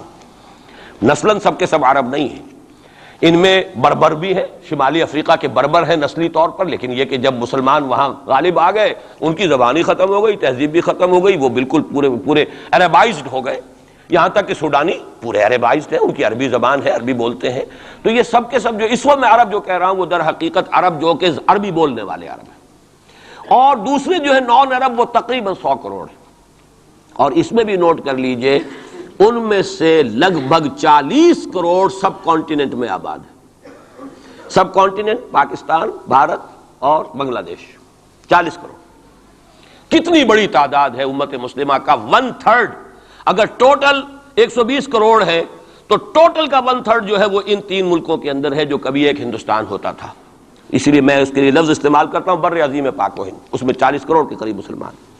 بہرحال اس میں جو تقسیم ہے اذرو قرآن وہ دو کی ہے، امیین اور آخرین، یہ قرآن کی اصطلاحات ہیں۔ سورہ جمعہ میں هو الذی بعث فی الامیین رسولا منہم، ایک امیین ہیں جن میں سے خود حضور تھے، عرب، آپ کی زبان عربی، اور انہی کی زبان میں قرآن نازل ہوا، نوع انسان را پیام آخری حامل رحمت للعالمین، وَكَذَلِكَ أَنزَلْنَاهُ قُرْآنًا عَرَبِيًّا لَعَلَّكُمْ تَعْقِلُونَ۔ لَعَلَّكُمْ تَعْقِلُونَ میں تو مخاطب نہیں ہوں، میری زبان تو عربی نہیں ہے۔ لَعَلَّكُمْ تَعْقِلُونَ میں کون مخاطب ہے؟ وہ جن کی زبان عربی ہے۔ ان لوگوں کو اللہ نے رتبہ زیادہ دیا، فضیلت دی، اس سے بڑی فضیلت کیا ہوگی؟ حضور انہی میں سے ہیں صلی اللہ علیہ وسلم۔ منہم هو الذی بعث فی الامیین رسولا منہم، انہی میں سے۔ پھر یہ کہ ان کی زبان میں اللہ نے اپنا کلام نازل کیا، فضیلت بھی بڑی ہوئی، لیکن فضیلت جہاں بڑی ہوتی ہے ذمہ داری بھی زیادہ بڑی ہوتی ہے، اور زیادہ بڑی ذمہ داری والا آدمی کوتاہی کرتا تو سزا بھی زیادہ بڑی ہوتی ہے۔ تینوں چیزیں جو ہے لازم و ملزوم ہیں۔ جن کے درجے ہیں سوا، ان کی سوا مشکل ہے، درجہ سوا ہے، بلند ہے، ذمہ داری بھی زیادہ ہے، کوتاہی ہوگی تو سزا کی بھی زیادہ مستحق ہو گئے۔ اس کا مصداق ہے عالم عرب، خاص طور پر وہ جو اصل عرب ہے پرانے، لیکن طبعاً چاہے وہ غیر عرب تھے لیکن عربی زبان اب ان کی مادری زبان ہو چکی ہے، وہ بھی اس میں شامل ہو گئی۔ ان پر اصل سزا کا دور ان پر آنا ہے، اور ایک عجیب بات ہے، انہی پر اصلاً ایک سزا کا دور پہلے بھی آیا تھا، یہ سیکنڈ ٹائم ہے، جیسے کہ بنی اسرائیل کے بارے میں آیا ہے، وَقَضَيْنَا إِلَىٰ بَنِي إِسْرَائِيلَ فِي الْكِتَابِ لَتُفْسِدُنَّ فِي الْأَرْضِ مَرَّتَيْنِ وَلَتَعْلُنَّ عُلُوًّا كَبِيرًا۔ بنی اسرائیل کے لیے بھی ہم نے طے کر دیا تھا کہ 2 مرتبہ تم 2 سرکشی کرو گے اور ہمارے عذاب کے کوڑے تمہاری پیٹھ پر برسیں گے۔ یہی معاملہ بنی اسماعیل کا ہے۔ پہلا دور ان پر آیا تھا کب؟ آج سے 750 برس قبل، کروڑوں قتل کروائے تاتاریوں کے ہاتھوں، ان کی حکومت ختم، آخری خلیفہ بنی عباس اس کو نکال کر محل سے اور جانور کی ایک کھال کے اندر لپیٹ کر، اور تاتاریوں نے اپنے گھوڑوں کے سموں تلے کچل دی، خاتمہ۔ اور پھر انہی تاتاریوں کو اسلام کی توفیق دے دی، اسلام کا جھنڈا ان کے ہاتھ میں تھما دیا ہے۔ آیا فتنہ تاتار کے افسانے سے پاسماں مل گئے کعبے کو صنم خانے سے۔ اس کے بعد کچھ عرصے رہا معاملہ ہسپانیہ میں عربوں کا، آج سے 500 برس قبل وہ بھی خاتمہ ہوا۔ تو عربوں پر ایک دور تو وہ آ چکا، لیکن وہ دور ایکسٹرمینیشن کا نہیں تھا، وہ دور کاہے کا تھا؟ معزول کر دیے گئے، امت کی جو قیادت تھی وہ غیر عرب کو منتقل ہو گئی۔ ترک کون تھے؟ غیر عرب۔ ترکوں ہی کے اندر سے یہ 4 جو ہے یہ سٹاکس نکلے ہیں، ایک سٹاک ایک ہے، 4 اس میں سے آپ کہہ لیجئے کہ مختلف اس کی شاخیں ہیں۔ ترکان تیموری ہندوستان میں آ گئے، ترکان صفوی ایران میں آ گئے، ترکان سلجوقی مڈل ایسٹ میں رہے بہت عرصے تک، اور پھر ترکان عثمانی کا تو کہنا ہی کیا ہے، وہ تو گویا کہ جو وہ رومن امپائر تھی اس کا جانشین جو بنا ہے، وہ در حقیقت اس کے بعد وہ تو آل عثمان کی حکومت ہے۔ ترکان عثمانی، یہ عثمان حضرت عثمان نہیں ہے رضی اللہ تعالیٰ عنہ، یہ ایک تاتاری سردار ہے عثمان، جن کی اولاد ہے جس کو آپ آٹومان ٹرکس کہتے ہیں، اور یہ پھر سلطنت جو ہے آٹومان، گریٹ آٹومان کنگڈم، جو کہ اب ختم ہوئی ہے اس صدی میں. پہلی یہ جو صدی ہے اس کی ابتدا میں پہلی جنگ عظیم کے بعد اس کا خاتمہ ہوا ہے. اس کا بس صرف ایک سمجھیے کہ نشان ترکی کی شکل میں رہ گیا ہے، باقی وہ گریٹ امپائر جو تھی ختم ہوئی.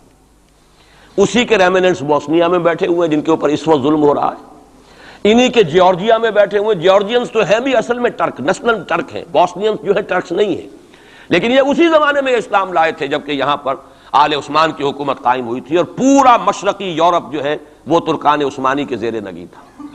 بہرحال یہ ایک سزا کا دور جو ہے وہ تو آ چکا، دوسری سزا اور سختر سزا کا دور اب آ رہا ہے. اس کا آغاز گلف وار سے ہو چکا ہے. جیسا کہ میں نے عرض کیا ٹائم ٹیبل کوئی نہیں دیا جا سکتا، خبریں موجود ہیں اس کے بعد یہ ہونا ہے، یہ ہونا ہے، یہ ہونا ہے. اور 8 اقساط میں ہم ندائے خلافت میں وہ مضمون شائع کر چکے ہیں جس میں احادیث میں زیادہ تر سنن ابی داؤد کی روایات ہیں، بڑی تفصیل موجود ہے. اور یہ ہے مجھے بھی پسند نہیں، آپ کو بھی پسند نہیں، اور پسند نہ ہونے کی وجہ سے زبان پر ہم نہیں لاتے، اسی وجہ سے لوگ جو ہے ناواقف ہیں. یہ سارے ممالک حدیث میں موجود ہے کہ مسلمانوں کے ہاتھوں سے نکل جائیں گے جنہیں یہودی گریٹر اسرائیل میں شامل کرتے ہیں. شام سارا، عراق سارا، مصر کا ڈیلٹا جتنا علاقہ زرخیز ہے اس کا جو بھی اچھا علاقہ ہے سارا، شمالی حجاز کا علاقہ سارا، یہاں تک کہ حدیث میں تو آتا ہے کہ مدینے کے دروازوں تک پہنچ جائیں گے لیکن مدینے میں داخل نہیں ہو سکیں گے. اللہ تعالیٰ خصوصی حفاظت فرمائے گا. لیکن یہ کہ مدینے کے دروازے، اب مدینے سے اوپر کتنا حجاز کا علاقہ ہے، عرب کا، سعودی عرب کا، ترکی کا بھی مشرقی علاقہ جو ہے یہ سارا موجود ہے، احادیث کے اندر موجود ہے. تو یہ بڑی تلخ بھٹی آنے والی ہے. لیکن دوسری بات جو میں عرض کرتا رہا ہوں اب اس کے حوالے سے آئیے اس روح عرضی پر. اچھا یہ بات بھی سامنے رکھ لیجئے، یہ کیوں ہے سزا؟ سزا اس لیے ہے کہ ہم نے اسلام سے بے وفائی کی. سیدھی بات ہے. اللہ کو تو نہ ہم سے کوئی دشمنی ہے نہ ہمارے دشمنوں سے کوئی اس کی دوستی ہے، معاذ اللہ ثم معاذ اللہ. اس کی دوستی کہاں، کفار سے کہاں ہوگی؟ نبوکدنضر کے ہاتھوں بنی اسرائیل کو پٹوایا تھا اگر، تو کیا نبوکدنضر سے دوستی تھی اللہ کی؟ اور کیا اسرائیلیوں سے اور یہودیوں سے کوئی دشمنی تھی؟ ان کو تو غرہ یہ تھا کہ نحن ابناء اللہ واحباؤہ، ہم تو اللہ کے بیٹوں کے مانند ہیں، ہمیں تو آگ بھی نہیں چھو سکتی. لن تمسنا النار الا ایاما معدودات، آئے گی بھی تو چند دن کے لیے چھوئے گی، ہمیں فوراً نکال لے گا اللہ. ہم تو اس کے بیٹوں کے مانند ہیں، چہیتے ہیں، ابراہیم کی نسل سے ہیں. ہم سب محمد کی نسل سے نہیں ہیں صلی اللہ علیہ وسلم. وہ تو صرف سادات جو بھی ہیں، سچے سادات ہیں یا بنے ہوئے سادات ہیں، وہی دعویٰ کر سکتے ہیں نا کہ وہ حضور کی نسل. اور وہ بھی نسل کیا ہے، حضور کی تو نہیں ہے، وہ تو حضرت علی کی نسل ہے. نسل بیٹی سے تو چلتی نہیں ہے، وہ تو بیٹے سے ہی چلتی ہے. حضور صلی اللہ علیہ وسلم کی اصل نسل جو ہے وہ تو اللہ تعالیٰ نے چلائی نہیں، وہ تو حضرت ابراہیم کا بھی انتقال ہوا ہے اور اس کی اپنی جگہ پر ایک حکمت ہے، وہ اس وقت میرا موضوع نہیں ہے. تو ہم تو نسل نہیں ہے محمد کی صلی اللہ علیہ وسلم، کم سے کم میں تو نہیں ہوں. لیکن وہ یہودی تو کہتے ہیں ہم ابراہیم کی نسل ہیں سب کے سب. تو انہیں تو یہ غرہ ہونا جو ہے یعنی معلوم ہوتا ہے کہ وزن ہے ان کی بات میں. نحن ابناء اللہ واحباؤہ، وہ ابراہیم جسے خلیل اللہ قرار دے رہا ہے اللہ تعالیٰ، میرا خلیل ہے. واتخذ اللہ ابراہیم خلیلا، جسے امام الناس قرار دے رہا ہے، انی جاعلک للناس اماما، جو ابو الانبیاء ہے جس کی نسل میں سینکڑوں نبی آ گئے. اس کی جب ہم اس کی اولاد ہیں تو اللہ کے ہاں ہمارے ساتھ تو پریفرنشل ٹریٹمنٹ ہوگا. یہ ان کو غرہ تھا، یہی ہمیں. لیکن جان لیجئے جب انہیں پٹوایا، جب قرآن مجید نے کہا فَلِمَا يُعَذِّبُكُم بِذُنُوبِكُم، ایسا ہی تمہارا غرہ ہے، تم اللہ کے چہیتے ہو تو اللہ تمہیں کیوں سزائیں دیتا رہا ہے؟ نبوکدنضر سے کیوں پٹوایا، رومن سے کیوں پٹوایا، اس صدی میں جرمنوں سے کیوں پٹوایا لاکھوں کی تعداد کے اندر؟ معلوم ہوا کہ اللہ کا معاملہ جس قوم سے بھی ہے کووننٹ ہے، وہ میثاق ہے ہمارا اللہ کے ساتھ. میثاق قرآن ہے ہمارا، ان کا میثاق تورات تھی. پکڑو اس کو، خذوا ما آتیناکم بقوۃ، پکڑو اس کو مضبوطی کے ساتھ جو ہم نے تمہیں دیا ہے. اگر اس سے بے وفائی کرو گے تو ہم سے کوئی تعلق نہیں، بلکہ تم مجرم ہوگے اصل. باقی لوگوں کے پاس تو کتاب ہے نہیں، شریعت ہے نہیں، دین ہے نہیں، ان کو تو پہنچانا تمہارے ذمہ تھا. تم تو ان کو کیا پہنچاتے، خود اس سے بے وفائی کر بیٹھے ہو. لہذا ساری دنیا کی گمراہی کی ذمہ داری بھی تمہارے کندھوں پر ہے. یہ ہے وہ جرم جس کی بنا پر سزا ملے گی. سزا کے مستحق ہیں ہم، اور ہم میں سب سے بڑھ کر عرب ہیں جن کی مادری زبان عربی ہے، جن کو صرف نحو پڑھنے کی ضرورت نہیں قرآن سمجھنے کے لیے. وہ تو از دل خیزت بر دل ریزت، براہ راست کمیونیکیشن قرآن سے ہو رہی ہے. وہ بے وفائی کریں تو ظاہر بات ہے مہا مجرم وہ ہیں. لیکن پھر غیر عرب مسلمانوں میں اس وقت روئے ارضی پر سب سے بڑی مجرم قوم 10 کروڑ مغربی پاکستانی. یہ میں ڈنکے کی چوٹ کہہ رہا ہوں اور بہت عرصے سے کہہ رہا ہوں، اس لیے کہ ہم وہ لوگ ہیں کہ جنہوں نے اسلام کے نام پر ملک بنایا. کوئی ملک دوسرا دنیا میں اس وقت اسلام کے نام پر نہیں بنا. ہم وہ لوگ ہیں پاکستان بنانے کے لیے لاکھوں جانیں مسلمانوں کی کلمہ گوؤں کی گئیں اور ہزاروں عصمتیں لوٹیں، اور نہ معلوم کتنی مسلمان لڑکیاں اور عورتیں جو ہے رہ گئیں پھر بھی ہمیشہ سکھوں کے پاس، اور وہ آئی نہیں پاکستان اس اسلام کے نام پر. اور کیا کیا ہے ہم نے؟ 46 برس ہو گئے، اس کہاں اسلام ہوا. لہذا اس سے بڑی مجرم قوم عربوں کے بعد ہم یہ کہہ سکتے ہیں ہمارا عام آدمی قرآن نہیں پڑھتا، قرآن جانتا نہیں، ٹھیک ہے، اپلی ہے کچھ نہ کچھ، اس اعتبار سے ان کے بعد نمبر ہمارا ہے، لیکن باقی پوری دنیا کے مسلمانوں سے بڑھ کر مجرم ہم. اور ہم اصل میں نہ صرف یہ کہ خود اپنے حصے کے مجرم ہیں، بھارت کے مسلمانوں کا بھی سارا وبال ہماری گردن پر ہے. آج میں چاہتا ہوں کہ اس کو آپ اچھی طرح نوٹ کر لیں. بھارت کے مسلمانوں نے، جسے آپ فرض کفایہ کہتے ہیں، نماز جنازہ فرض کفایہ، چند لوگوں نے بھی کسی مسلمان کی نماز پڑھ لی تو سب کی طرف سے ادا ہوگی، کسی نے بھی نہیں پڑھی تو سب مجرم ہو جائیں گے، بستی کے سب لوگ مجرم ہوں گے. بھارت کے مسلمانوں نے فرض کفایہ ادا کیا جب پاکستان بنوا دیا آپ کو، اور اس کی قیمت آج بھی وہ دے رہے ہیں. کھلے نعرے لگ رہے ہیں مسلمان کے 2 استھان، پاکستان یا قبرستان، تیسرا کوئی جگہ نہیں. ڈنکے کی چوٹ کہا بابری مسجد کے بعد ایل کے اڈوانی نے، ہم ساری مسجدیں گرا دیں گے ہندوستان کے اندر، کوئی مسجد باقی نہیں چھوڑے. ڈنکے کی چوٹ اعلانیہ، یہ سب کچھ ہو رہا. اور یہ نعرے تو نہ معلوم کب سے لگ رہے ہیں، اور نہ معلوم کب سے میں یہاں ان مسجدوں کے اندر بھی اور اپنی تقریروں میں غور کرتا رہا ہوں کہ کیا وہاں ہو رہا ہے. لیکن ہمارے تو کان پر جوں نہیں ریگتی. ہمارے تو وہی دھندے ہیں، وہی کاروبار ہے، اپنا بزنس ہے، اس کے سارے مسئلے ہیں، اس کی اپنی بلڈنگیں ہیں، اپنی موٹریں ہیں، اپنے ٹیلی ویژن ہیں، اپنے کئی کورسز کے ڈنرز ہیں. اللہ خیر صلی اللہ، ہمیں بحث کیا اسلام سے؟ تو بتائیے ہم سے بڑا مجرم کون ہوگا؟ آج جو کچھ ہندوستانی مسلمان پر بیت رہی ہے اس کا جرم ہمارے کندھے پر ہے. یہ میں جذباتی انداز میں نہیں کہہ رہا، میں تو 2 اور 2 4 کی طرح ثابت کر سکتا ہوں. انہوں نے فرض کفایہ ادا کر دیا، اور اس وقت یاد کیجئے مولانا ابوالکلام آزاد، مولانا مدنی، جمعیت علماء ہند کے علماء اپنے تقدس اور اپنے تدین اور اپنے تقوی کے اعتبار سے انکویسچنیبل، کوئی شک و شبہ نہیں ہو سکتا ان کی نیت پر اور ان کے تقوی پر اور کردار پر. انہوں نے کیا کہا تھا؟ یہی کہا تھا کہ یہ پاکستان بنا کر تم مسلمانان ہند کو 3 حصوں میں تقسیم کر دو گے. 3 میں کہا تھا، 2 میں نہیں، 3 میں. حالانکہ بظاہر تو ایک پاکستان بن رہا تھا نا، لیکن یہ مولانا ابوالکلام آزاد کے الفاظ تھے کہ 25 برس سے زیادہ یہ 2 خطے یکجا نہیں رہ سکتے. اور 25 برس کیا، 24.25 برس میں ٹوٹ گیا پاکستان. 25 برس پورے نہیں ہوئے، اور ان کے الفاظ تھے یہ کہ 25 برس سے زائد جمع نہیں رہ سکتے. 24.25 برس میں ختم ہو گیا. 16 دسمبر 1970 کو پاکستان ختم ہو گیا کہ نہیں ہو 71 کو. بہرحال نوٹ کرنے کی بات ہے. ہم نے کیا کہا تھا؟ میں بھی مسلم لیگی تھا، میں نے بھی نعرے لگائے ہیں، چاہے غیر شعوری دور تھا، ہائی اسکول اسٹوڈنٹ تھا. پاکستان کا مطلب کیا، لا الہ الا اللہ، فلک شگاف نعرے لگائے ہیں. اور نوائے وقت کا پرچہ انتظار کرتے تھے اسٹیشن پر کھڑے ہو کر، حصار ریلوے اسٹیشن کے اوپر، کہ اب گاڑی آئی اور اب نوائے وقت لیا اور پھیل گئے پورے شہر میں اس کو پہنچانے کے لیے. ہم کیا کہا کرتے تھے؟ جی نہیں، 2 طرف سے پاکستان جو ہے مضبوط پاکستان ہوگا. ہندوستان میں کسی ہندو کو جرت ہوگی مسلمان کے لیے کوئی میلی نگاہ سے دیکھنا بھی؟ وہ سارے خواب کہاں گئے؟ وہ تو حرم ہوئے. وہ 2 طرف کا جفا تھا وہ تو ختم ہوا، اس لیے کہ وہ زنبور تو اب رہا ہی نہیں، وہ تو کھل گئی، نوٹ ہی ختم ہوئی وہ مشرقی پاکستان. اور حال یہ ہے کہ آپ کی وزیر اعظم بنگلہ دیش نے یہ بھی پسند نہیں کیا کہ بابری مسجد پر جو بیان تھا وہ نواز شریف صاحب کے ساتھ مشترک بیان دے دیں. یہ اشتراک بھی دنیا کے سامنے نہ آ جائے کہ مشرقی پاکستان سابقہ اور اس وقت بنگلہ دیش کی وزیر اعظم اور مغربی پاکستان جو اب وٹ ریمینز آف پاکستان کے تحت صرف پاکستان ہے، اس کے وزرائے اعظم نے مشترکہ بیان دے دیا. یہ بھی نہیں آنا چاہیے. یہ حال ہے ہمارا. حالانکہ بات اپنی جگہ پر کوئی ایسی نہیں تھی، کوئی سیاسی نہیں، ایک مذہبی معاملے کے اوپر اظہار رائے کرنا تھا. انہوں نے کہا نہیں، آپ کے ساتھ مشترک بیان میں نہیں دوں گی. نہیں دیا اس نے. تو وہ جو تھا 2 طرف سے جفا وہ تو سن 71 میں کھل گیا. جو ہمارا حال ہے وہ تو ہونا ہی تھا. یہ ملک بنا اسلام کے نام پر، اس کا استحکام ہو سکتا تھا تو صرف اسلام کی بنیاد پر ہو سکتا تھا. اسلام سے غداری کی لہذا یہاں تو اب قومیتیں ہیں، یہاں تو اب ایتھنک اور ریجنل اور نہ معلوم کس کس قسم کی اور لنگوسٹک جو ہے نیشنلٹیز ہیں، نیشنلزمز ہیں، وہ جو ایک امت ایک وقت میں بن گئی تھی، ایک قوم مسلم قوم ہندو کے مقابلے کے لیے، وہ تو ختم ہوئی۔ اور حال کیا ہو گیا ہے، اس سے پہلے بھی کبھی کبھی ہندو مسلم فسادات ہوتے تھے، کیا سندھ سے مسلمان نہیں پہنچ جاتا تھا وہاں ریلیف کے لیے؟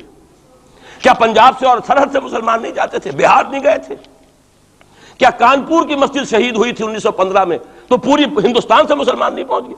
آپ کیا کر رہے ہیں؟ مندر گرا دیے، یہاں بڑی بہادری کا کام کیا، مندر گرا دیے، شرم سے ڈوب مرنے کا مقام ہے۔ یہاں بھی گویا کہ ہم اپنے عمل سے اسلام کی مخالفت کر رہے ہیں۔ اسلام تو اجازت نہیں دیتا، آپ کسی اور کے جرم کی سزا کسی اور شخص کو نہیں دے سکتے۔ ہمارے پاس تو یہ سیکریٹ ٹرسٹ ہیں، یہ لوگ ذمہ وہ اپنے آپ کو منواتے نہیں، لیکن ہمارے تصور سے، اسلام کے تصور سے ذمہ ہیں۔ ان کی جان، مال، عزت، آبرو، ان کی عبادت گاہوں کی حفاظت کا ذمہ ہے ہمارا۔ لیکن بڑی بہادری کی ہے، ذرا سوچئے تو صحیح کیا دنیا نے سوچا ہوگا، اور نتیجہ کیا نکلا؟ اگر کسی درجے میں بھی بابری مسجد کی شہادت پر کوئی دنیا میں کوئی رائے عامہ ہو سکتی تھی کوئی ہندوستان کے خلاف، ختم ہو گئی۔ جو انہوں نے کیا 10 گنا تم نے کر لیا۔ انہوں نے ایک مسجد گرائی ہے، تم نے اتنے 100 کہتے ہیں، پتہ نہیں مجھے تو معلوم نہیں 100 گرائے کتنے گرائے ہیں، بہرحال جتنے مندر تھے تم نے گرا دیے۔ فرق کیا ہے؟ ایک کردار ہے تمہارا، ایک ہی تمہارا اخلاق ہے، ایک ہی تمہارا معیار ہے، کوئی فرق ہی نہیں۔ بلکہ وہاں تو کم سے کم یہ تو رہا ہے، دنیا کی آنکھوں میں دھول ڈالنے کے لیے کم سے کم یہ کہ فورن منسٹری جو ہے اس نے ریزائن کیا، ہم نے مان لیا جی ہم نہیں کر سکے، ہم مجبور ہیں، حالانکہ سب ان کی اجازت سے ہوا ہے، بلکہ ان کی ملی بھگت سے ہوا ہے۔ لیکن یہ کہ کلیان سنگھ نے فوراً استعفیٰ دے دیا، منسٹری ختم ہو۔ پھر وہ بھارت کی مرکزی حکومت نے اور بھی پارٹیز کو بھی بین کر دیا، اور اس کے بعد یہ ہے کہ انہوں نے حکومتیں بھی 3 اور صوبوں کی توڑ دی۔ وہ تو سرخرو ہو گئے پوری دنیا کی جو رائے عامہ ہے، ہم اس کے سوا کیا کر سکتے ہیں؟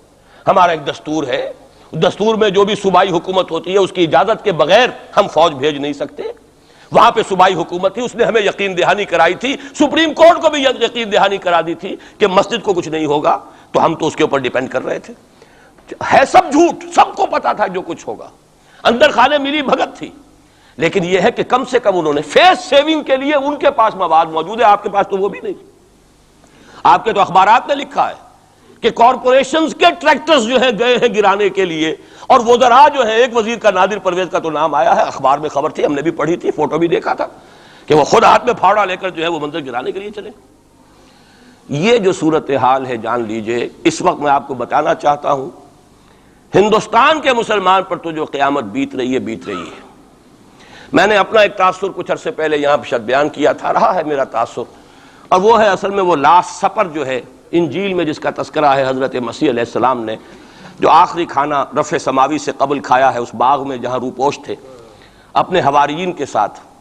تو اس میں یہ الفاظ آئے ہیں، میں نہیں جانتا صحیح ہیں غلط ہیں، وہ ایک علیحدہ بات ہے، کہ آپ نے وہ روٹی توڑی اور کہا کھاؤ، eat and this is my flesh, یہ میرا گوشت ہے، کھاؤ۔ اور اس کو کہتے ہیں وائن، کوئی مشروب ہوگا جو بھی ہوگا، ڈالا کہ پیو، drink and this is my blood. میرا احساس ہمیشہ یہ رہا ہے، اس کے بعد کچھ ماند پڑ گیا، جب یہاں مسلمان نے یہاں مارا ہے اور کچلا ہے اور زندہ آگ میں جلایا ہے، پھر بات ختم ہو گئی، میرے دل کے اوپر سے وہ احساس ختم ہو گئے۔ وہاں ہندو کے ہاتھوں جب مسلمان کے ساتھ یہ کچھ ہوتا تھا تو پھر جب میں کھانا کھاتا تھا محسوس کرتا تھا کہ میں ہندوستانی مسلمان کا گوشت کھا رہا ہوں اور ہندوستانی مسلمان کا خون پی رہا ہوں۔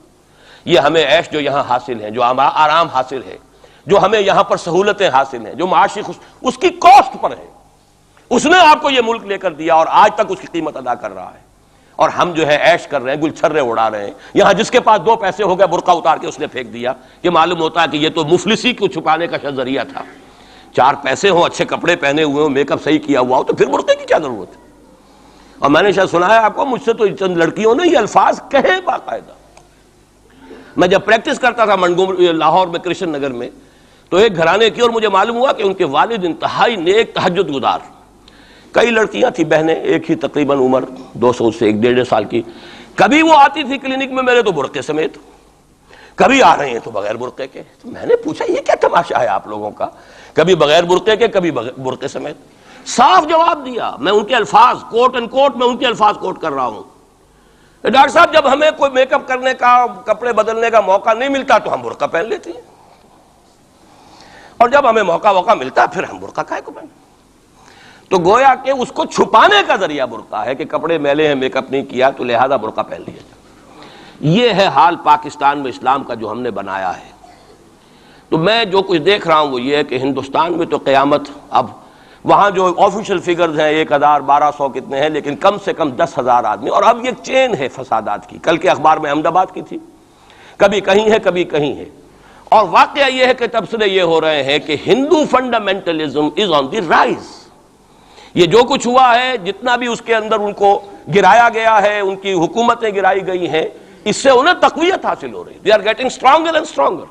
کانگریس کے لیے اب اپنی جو ہے جان بچانی مشکل ہے، اور اس وقت سب سے بڑا ان کے لیے جو ہو گیا وہ یہ ہے کہ وہ کمیونسٹوں کی سپورٹ کے بغیر چل نہیں سکتے، اور کمیونسٹ جو ہے وہ ان کی جو اس وقت وہ امریکہ کے زیر اثر جو اپنی اکنامک پالیسیز چینج کر رہے ہیں اس کا ساتھ دینے کو تیار نہیں، تو یہ ڈائلیما ہے۔ جبکہ ادھر جو ہے وہ بالکل جو ہندو ذہن ہے وہاں کا ریوائولسٹ ذہن وہ پوری طریقے سے قائم۔ تو اب اس وقت میں اس کے حوالے سے عرض کر رہا ہوں کہ ہندوستان اور پھر پاکستان کو علیحدہ نہ سمجھیے، اس لیے کہ ہندوستان کو اگر انہوں نے مسلمانوں سے یا اسلام سے خالی کرا لیا تو پھر ان کے بعد ان کا ٹارگٹ جو ہے پاکستان تو ہے ہی ہے، ہم تو ان کے ٹارگٹ نمبر 1 ہیں۔ ذہناً انہوں نے کبھی پاکستان کو تسلیم نہیں کیا، اور ہمارا اب ساتھی ہے کون؟ اللہ پر تو نہ یقین نہ اس سے ہمارا تعلق، جو معاملہ نہ دارت سخن آشنا نہ باشد۔ اللہ سے تعلق کیا ہے ہمارا؟ اللہ سے کون سی دوستی ہے؟ اللہ کیوں ساتھ دے ہمارا؟ ہم تو مجرم ہیں نمبر 1 اس کے، اور باقی دنیا میں جن پر سہارا تھا، جن پہ تکیہ تھا، وہی پتے ہوا دینے لگے۔ وہ تو بالکل امریکہ کی پالیسی معلوم ہوتی ہے کہ ہمیں تو ہاتھ پاؤں باندھ کر جیسے ہندو کے سامنے ڈال دیا جائے۔ کبھی وہ ٹیررسٹ اسٹیٹ قرار دینے کی دھمکی آ جاتی ہے، فیلرز کی شکل میں آ جاتی ہے۔ یہ فیلرز دیے جاتے ہیں اس لیے تاکہ بات پہنچ جائے۔ اگر صرف بات اس طریقے سے انڈائریکٹلی پہنچنے سے مطلوبہ مقصد حاصل ہو جائے تو خام خواہ براہ راست کہنے کی ضرورت کیا ہے؟ وہ مطلب تو حاصل ہو۔ سب نے سجدہ سہو کیا ہوا ہے، ہمارے ہاں ہر ادارہ سجدہ سہو کر چکا امریکہ کے سامنے، ٹوٹل سرنڈر۔ اور یہ بات جو قاضی حسین احمد صاحب کہہ رہے ہیں 100% درست کہہ رہے ہیں، 100% درست کہہ رہے ہیں۔ ٹوٹل سرنڈر، چاہے وہ بے نظیر ہو، چاہے وہ نواز شریف ہو، اور چاہے وہ کوئی اور ادارہ ہو آپ کا جو یہاں پہ قوت کا اصل سرچشمہ ہے اور منبع ہے، سب کے سب 100% جو ہے اس کے سامنے سجدہ کر چکے ہیں۔ یہی وجہ ہے کہ وہ بے نظیر کا ساتھ نہیں دے رہے۔ بے نظیر کا ساتھ کائے کو دے؟ اگر نواز شریف ان سے بڑھ کر، ہم بھی ہیں اس دربار کے، اگر یہ کہنے کے لیے وہ ان سے بڑھ کر تیار ہو تو اسے کیا ضرورت پڑی ہے؟ اس کی کون سی کوئی رشتہ داری ہے بے نظیر کے ساتھ یا کسی اور کے ساتھ؟ ہاں، اگر نواز شریف کہیں کسی جگہ پر بھی کوئی اپنے پاؤں کو گھسیٹتا، ڈریگ کرتا اپنے فیٹ کو، کہیں کوئی رکاوٹ ڈالتا، پھر ٹھیک ہے، پھر اس کو آلٹرنیٹ لانے کے لیے تو کوئی ہے نہ کوئی سوال۔ لیکن جب وہ ان سے بڑھ کر نیاز مند ہوں، ان سے زیادہ بڑھ کر سجدہ کرنے کو تیار ہوں، ان سے بڑھ کر کہیں ہم شریعت کورٹ ہی کو اٹھا کے پھینک دیں گے اگر سود کا معاملہ جو ہے شریعت کورٹ کے حوالے سے ہمارے لیے مصیبت بنا، سود تو دیں گے، چلے گا، لائیے، خدا کے لیے لائیے، پیسہ لے کے آئیے، ہمارے ملک میں آئیے، پیسہ لگائیے۔ اور یہ سود وود کا یہ کوئی مولوی لوگ ہیں پاگل جو کہتے ہیں کہ یہ کوئی حرام ہے، اور کوئی پاگل ہمارے شاید وہ کورٹ والے بیٹھے ہوئے تھے جنہوں نے اسے کہہ دیا کہ بینک انٹرسٹ بھی جو ہے ربا ہے۔ باقی آپ ہم سے کوئی ڈر نہ رکھیے، میرے اسلام کو اب قصہ ماضی سمجھو، ہنس کے وہ مس بولی کہ پھر مجھ کو بھی راضی سمجھو۔ سیدھی سیدھی بات ہے، جھگڑا تو اسلام سے تمہارے سے تو نہیں، نہ بے نظیر سے جھگڑا ہے اور نہ نواز شریف سے جھگڑا ہے، جھگڑا اسلام سے۔ اس حوالے سے بہت برا وقت آ رہا ہے، اور اس میں ایک پہلو میں اور چاہتا ہوں کہ آپ حضرات کے سامنے بیان کر دوں۔ پوری دنیا میں تو فنڈامنٹلسٹ مشہور ہو گیا مسلمان، پوری دنیا کا ذرائع ابلاغ لگے ہوئے ہیں۔ اصل فنڈامنٹلزم جو ہے، بلکہ 2 باتیں عرض کر دوں، ریشزم پوری دنیا میں بدنام گالی، اور اصل ریشسٹ ملک اسرائیل، اسے کوئی کچھ نہیں کہتا، اس لیے کہ وہ مذہبی ریاست نہیں ہے، وہ تو بلکہ یہودیت ہے ہی نسلی مذہب۔ ساؤتھ افریقہ کیا ہوگا کوئی نسل پرست قوم یا نسل پرست ملک؟ وہ تو کچھ بھی نہیں تھا۔ اصل جو نسل پرست ہیں وہ تو یہودی ہیں، انہیں کوئی کچھ نہیں کہہ رہا۔ ریشسٹ وہ فنڈامنٹلزم اصل جو چلا ہے وہ ہندوستان میں چلا ہے، بدنام پوری دنیا میں مسلمان ہو گیا۔ لیکن اب اس کا میں بلیم نہ امریکہ کو دے سکتا ہوں نہ کسی اور کو، یہ تو اے باد سبا ہی ہم آوردہ توستی، ہمارا اپنا کیا دھرا ہے۔ میں آپ کو ایک حوالے سے بتا دینا چاہتا ہوں، ہمارے ہاں علامہ مشرقی اٹھے، چپ راس چپ، چپ راس چپ، اور بیل چاپ پورے ہندوستان کو دہلا دیا، دہل گئی زمین ہندوستان کی، راس کماری سے لے کے درہ خیبر تک، اور بڑے بڑے نوٹیبلز۔ یہ تحریک اتنی عظیم تھی، اتنی آرگنائز تھی، آپ کو معلوم ہے یہ تالپور برادران جو ہے دونوں بھائی جو تھے یہ خاکسار تھے، بڑے بڑے لوگ سندھ میں، فرنٹیئر میں، پنجاب میں، ہر جگہ پر، اور ایسی زبردست آرگنائزیشن بالکل ملٹری والی، ان کے سارے قواعد ملٹری کے. لیکن ہوا کیا؟ آر ایس ایس 1925 میں قائم ہوئی ہے اسی کے رد عمل میں. ہندو سویا ہوا تھا، انہوں نے دیکھا یہ مسئلہ اٹھ گیا ہے، اتنا زبردست اٹھ گیا ہے، اس زور شور کے ساتھ اٹھ گیا ہے، اس کی چپراس جو ہے وہ زمین جو ہے لرز رہی ہے، اس سے تو اٹھنا پڑے گا نا. لہذا باقاعدہ جو آر ایس ایس 1925 میں قائم ہوئی ہے اسی کے رد عمل میں، اور اس مقصد کے ساتھ، ڈکلیئرڈ مقصد، ہندوؤں کو متحد کیا جائے تاکہ وہ بھرپور طریقے سے مسلمانوں کا مقابلہ کر سکیں. ہندو واد آن دی ڈیفینسو. لیکن 1925 سے لے کر آج تک کتنے سال ہو گئے؟ 67. 67 برس تک ایک جماعت کا حوصلہ دیکھیے، اس کا ظرف دیکھیے، آج تک سیاست میں حصہ نہیں لیا. پاور پالیٹکس سے کوئی تعلق نہیں. 67 لانگ ایئرس.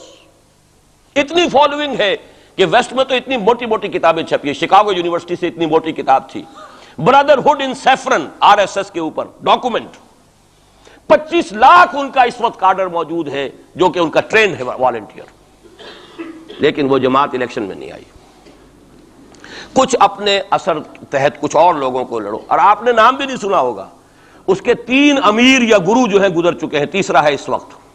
پہلا ڈاکٹر بالی رام ہیجواڑ، کسی نے نام سنا آج تک؟ کوئی پرسنل پبلسٹی کی کوشش کی؟ اس نے کام کیا. دوسرا مہادیو گولوالکر گرو جی، کسی نے نام بھی نہیں سنا ہو. اس وقت کون ہیں؟ بالا صاحب دیورس. یہ 3 ان کی عمارتیں کہہ لیں یا جو بھی کہہ لیں، خلافتیں ہیں جو آئی ہیں، اور ایسا منظم نظام ہے، لیکن کہیں سیاست میں حصہ نہیں. ہمارا فنڈامنٹلی سیاست کے میدان میں آ کے زیرو ہو چکا.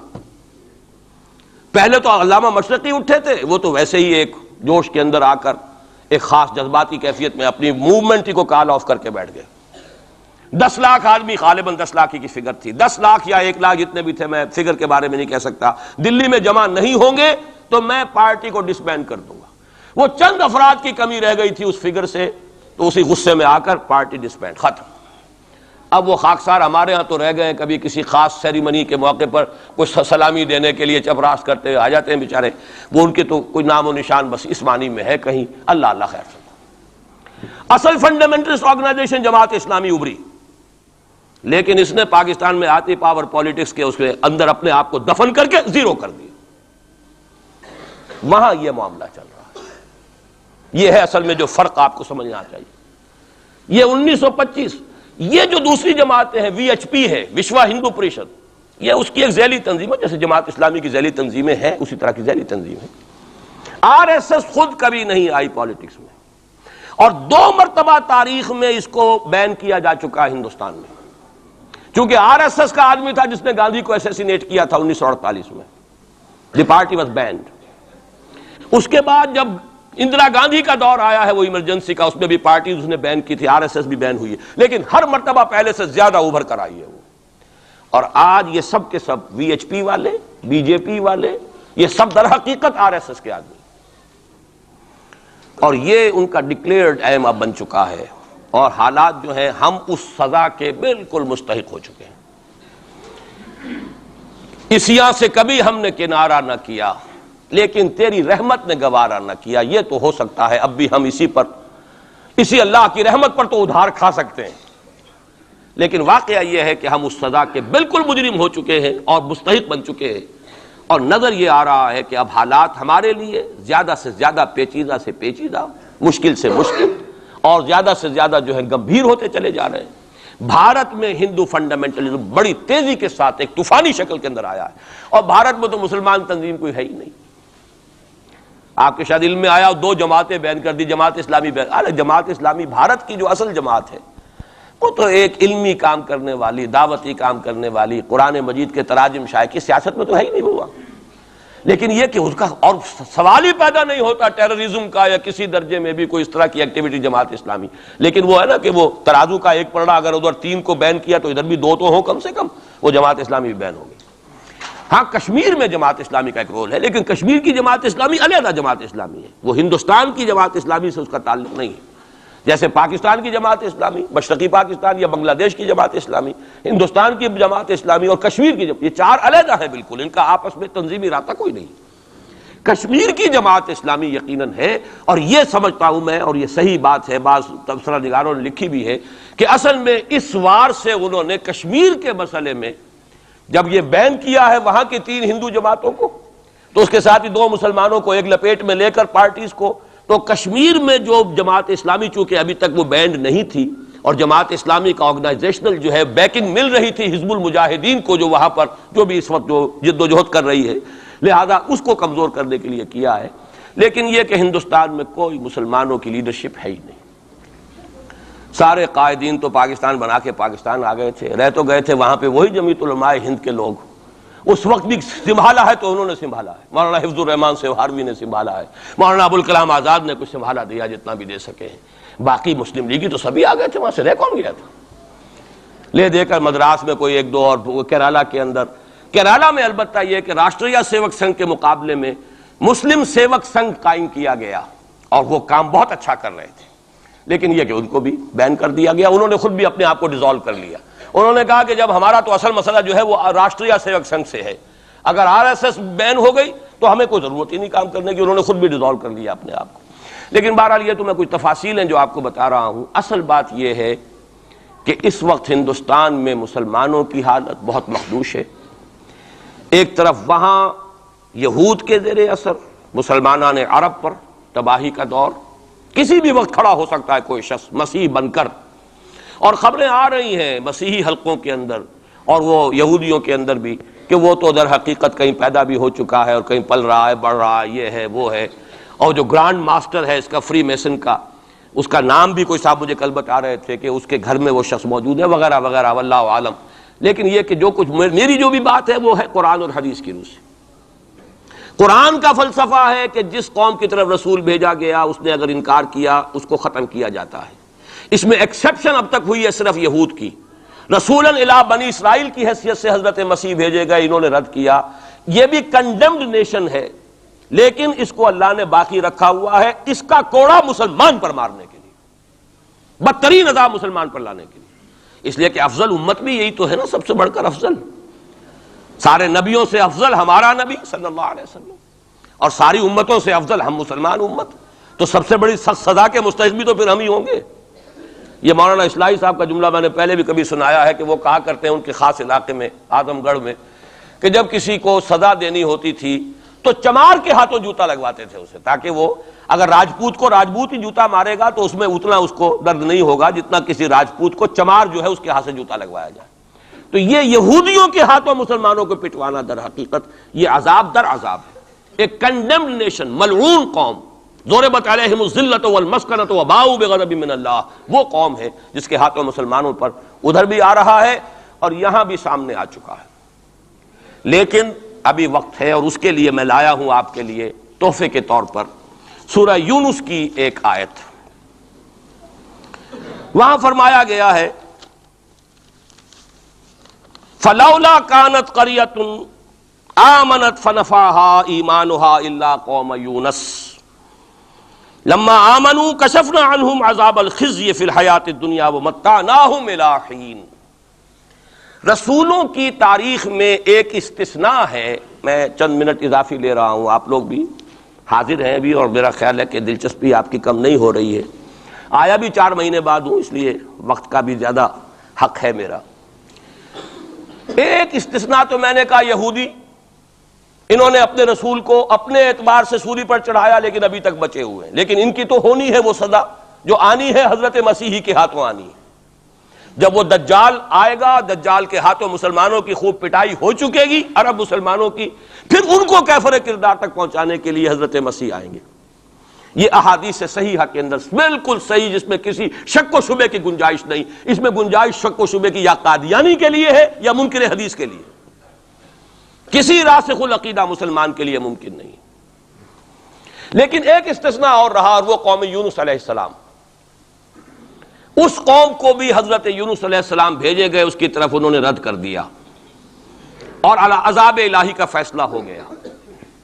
لیکن ایک قانون اللہ کا رہا ہے رسولوں کے باب میں، رسول ہجرت نہیں کر سکتا، اپنی جگہ کو چھوڑ کر نہیں جا سکتا جب تک کہ ایکسپریس پرمیشن اللہ کی نہ آ جائے. جیسے آپ کو معلوم ہے کوئی بڑا افسر جو ہوتا ہے وہ اپنے ہی can't leave station, D C نہیں جا سکتا اپنا ہیڈ کوارٹر چھوڑ کر. اسی طریقے سے رسول اللہ کا نمائندہ، حکومت خداوندی کا نمائندہ، وہ نہیں جا سکتا. حضرت یونس سے صرف یہ خطا ہوئی غصے کی وجہ سے، اور غصہ کس کے خلاف؟ اللہ کے خلاف نہیں، معاذ اللہ، ان کافروں کے خلاف غصے کی وجہ سے چھوڑ کر چلے گئے کہ بس اب عذاب آنے والا ہے، تم عذاب کے مستحق ہو گئے، میں جا رہا ہوں. ابھی اللہ کی اپروول نہیں آئی تھی جانے کی. یہ ڈیبٹ ہے حضرت مسیح کے، حضرت یونس پر، کہ جو کریڈٹ ہو گیا قوم کے لیے. واحد قوم ہے کہ جب عذاب کے آثار شروع ہو گئے قوم کو محسوس ہو گیا یہ یونس ٹھیک کہتے تھے. وہ نکل آئے اپنے گھروں سے اور چیخنے چلانے لگے اور دعائیں کی اور توبہ کی اور گڑ گڑائے اللہ ہمیں معاف فرما دے. تو چونکہ رسول سے یہ ایک خطا ہو چکی تھی، اس کا ڈیبٹ ان کو کریڈٹ کی شکل میں ملا ہے، عذاب واپس ہو گیا. متعناہم الی حین، انہیں ہم نے ایک اور مہلت دے دی ایک وقت معین تک. اس کا ابھی ہمارے پاس موقع ہے. میں جو کچھ عرض کر رہا ہوں وہ عذاب الہی اب سامنے ہے. اب بھی جسے نظر نہ آ رہا اس سے بڑھ کر اندھا کوئی نہیں ہے. بھارت کے حالات دیکھنے کے باوجود اگر نظر نہیں آ رہا ہے کتنا بڑا انہوں نے قدم اٹھایا ہے. اور مسلمان کیا کر سکتا تھا؟ کوئی ریزنٹمنٹ کی ہزاروں سینکڑوں، پولیس والوں نے بھولے، وہاں کوئی اس وقت رائٹس نہیں ہوئے. اور صاف کہا ہے ریڈیوز نے بھی، بی بی سی نے بھی، پولیس کی فائرنگ سے مارے گئے. ایک دن میں 300 آدمی بامبے کے اندر جو ہلاک ہوا ہے پولیس فائرنگ سے ہوا. کیسے مقابلہ کر لے؟ فوج کا کیسے کر لے؟ پولیس کا کیسے کر لے؟ اس اعتبار سے جو کچھ وہاں بیت رہی ہے وہ تو بیت رہی ہے. جو ہم پہ گزری سو گزری مگر شب ہجراں. اب یہ معاملہ پاکستان والوں کے سوچنے کا ہے جو ہم پر گزرے گی. کچھ لوگ ہمارے ہاں بڑے دانشور بنے پھرتے ہیں اور بڑے شوق سے یہ ہندوستان ٹوٹ جائے گا. وہ تو ٹوٹے گا لیکن اس کے ٹوٹنے سے پہلے تم پر جو آفت ٹوٹے گی اس کا تمہیں تصور نہیں. تم سمجھتے ہو کہ یہ جو لکیر کھینچی ہوئی ہے سرحد کی یہ بچا لے گی، جبکہ اصل مجرم تم ہو، میں ہوں، آپ ہیں، جنہوں نے ان کی کوسٹ پر یہاں عیش کے اپنے ایوان سجائے ہیں، ان کا خون پی رہے ہیں یہاں پر عیش گاہوں کے اندر. ہم ہیں اصل مجرم. تو ہم در حقیقت وہ عذاب الہی جو ہے بالکل سر پر آ چکا. اور یہ میں بتا چکا ہوں کہ اول نمبر مجرم مسلمانان عرب، نمبر 2 مسلمانان پاکستان. لیکن قوم یونس کی طرح سے ایک امکان ہے کہ ہم ابھی توبہ کریں، روئیں، گڑ گڑائیں، فیصلے کریں، زندگیوں کو بدلیں. انفرادی توبہ جب تک نہ ہوگی تو اجتماعی کیسے ہو جائے گی؟ افراد کے ہاتھوں میں ہے اقوام کی تقدیر، ہر فرد ہے ملت کے مقدر کا ستارہ. ہماری بیماری کیا وہ کر دے، میں بیٹھا رہا ہوں، میں تو اپنے دھندے، اپنی دکان، اپنا کاروبار، اپنی فرم، اپنا پروفیشن، میں تو اس سے نہیں لوں گا، اور لوگ کر دیں. بہت کریں گے، کوئی تھوڑے سے چندے دے دیں گے، بس بہت ہے. باقی ہمارے عیش، ہمارے کاروبار، ہمارے پروفیشن، ہم اس سے وقت کیسے نکال لیں؟ کیسے ممکن ہے؟ پھر کسی کے ہاتھ میں ہاتھ کیسے دے دیں؟ کسی کو امیر مان لیں، اس کا حکم مانیں. جبکہ دنیا میں جیسا کہ میں نے عرض کیا وہاں کیا ہوتا ہے، آر ایس ایس کے اندر اگلا امیر بھی وہ منتخب نامزد کرتا ہے پچھلا امیر، اور اپنے پاس رکھتا ہے ڈکلیئر کر کے کہ میرے بعد یہ ہوگا، تاکہ ٹریننگ اس کی زندگی میں لے لے. اور نظم چل رہا، 25 لاکھ اس وقت ان کے والنٹیئرز ہیں پورے ہندوستان کے اندر. ہمارے ہاں جماعتوں پہ سپلٹ ہو رہی ہے، ٹوٹ پھوٹ ہو رہی ہے، اور نئے محاذ ایک اینٹ اور روڑے اور جمع کر کے، لیکن سب کو معلوم ہوتا ہے کہ یہ سب جمع ہوتے ٹوٹنے کے لیے. تو معاملہ در حقیقت یہ ہے کہ ابھی موقع ہے. ان ادری اقریب ام بعید ما توعدون وان ادری لعلہ فتنۃ لکم ومتاع الی حین. لیکن اس میں قرآن مجید ہی کی 2 آیات سے چند آیات آپ کو اور سنا کر اپنی بات ختم کرتا ہوں. یہ حصہ مجھے بھی احساس ہو رہا ہے کہ تشنہ رہ گیا ہے. ہو سکتا ہے کہ میں ایک جمعہ اور یہاں اپنا قیام بڑھا لوں، کیونکہ آیا ہوں 4 مہینے بعد، تو شاید 1 جنوری کا جمعہ بھی جاؤں. ابھی اس کو فیصلہ نہ سمجھیے، اعلان ہوگا تو اخبار میں آ جائے گا، لیکن اس کا امکان ہے، کیونکہ میں خود محسوس کر رہا ہوں کہ یہ دوسرا حصہ میری گفتگو کا جو ہے کہ کرنا کیا ہے، کس طور سے کرنا ہے، یہ جو ہے اس میں تشنہ رہ گیا ہے. اور اب بہتر یہی ہے کہ میں زیادہ وقت اس پر صرف نہ کروں. صرف وہ آیات آپ کا سورہ روم ہی کی آیات سن لیجئے. سورہ روم کی 6 آیتیں شروع میں میں نے سنائی، یہ ذرا 3 آیتیں سن لیجئے 30 سے 32 تک۔ فَأَقِمْ وَجْهَكَ لِلدِّينِ حَنِيفًا، حالات کچھ بھی ہوں تم اپنے چہرے کو، رخ کو دین حنیف کی طرف یکسو ہو کر قائم رکھو۔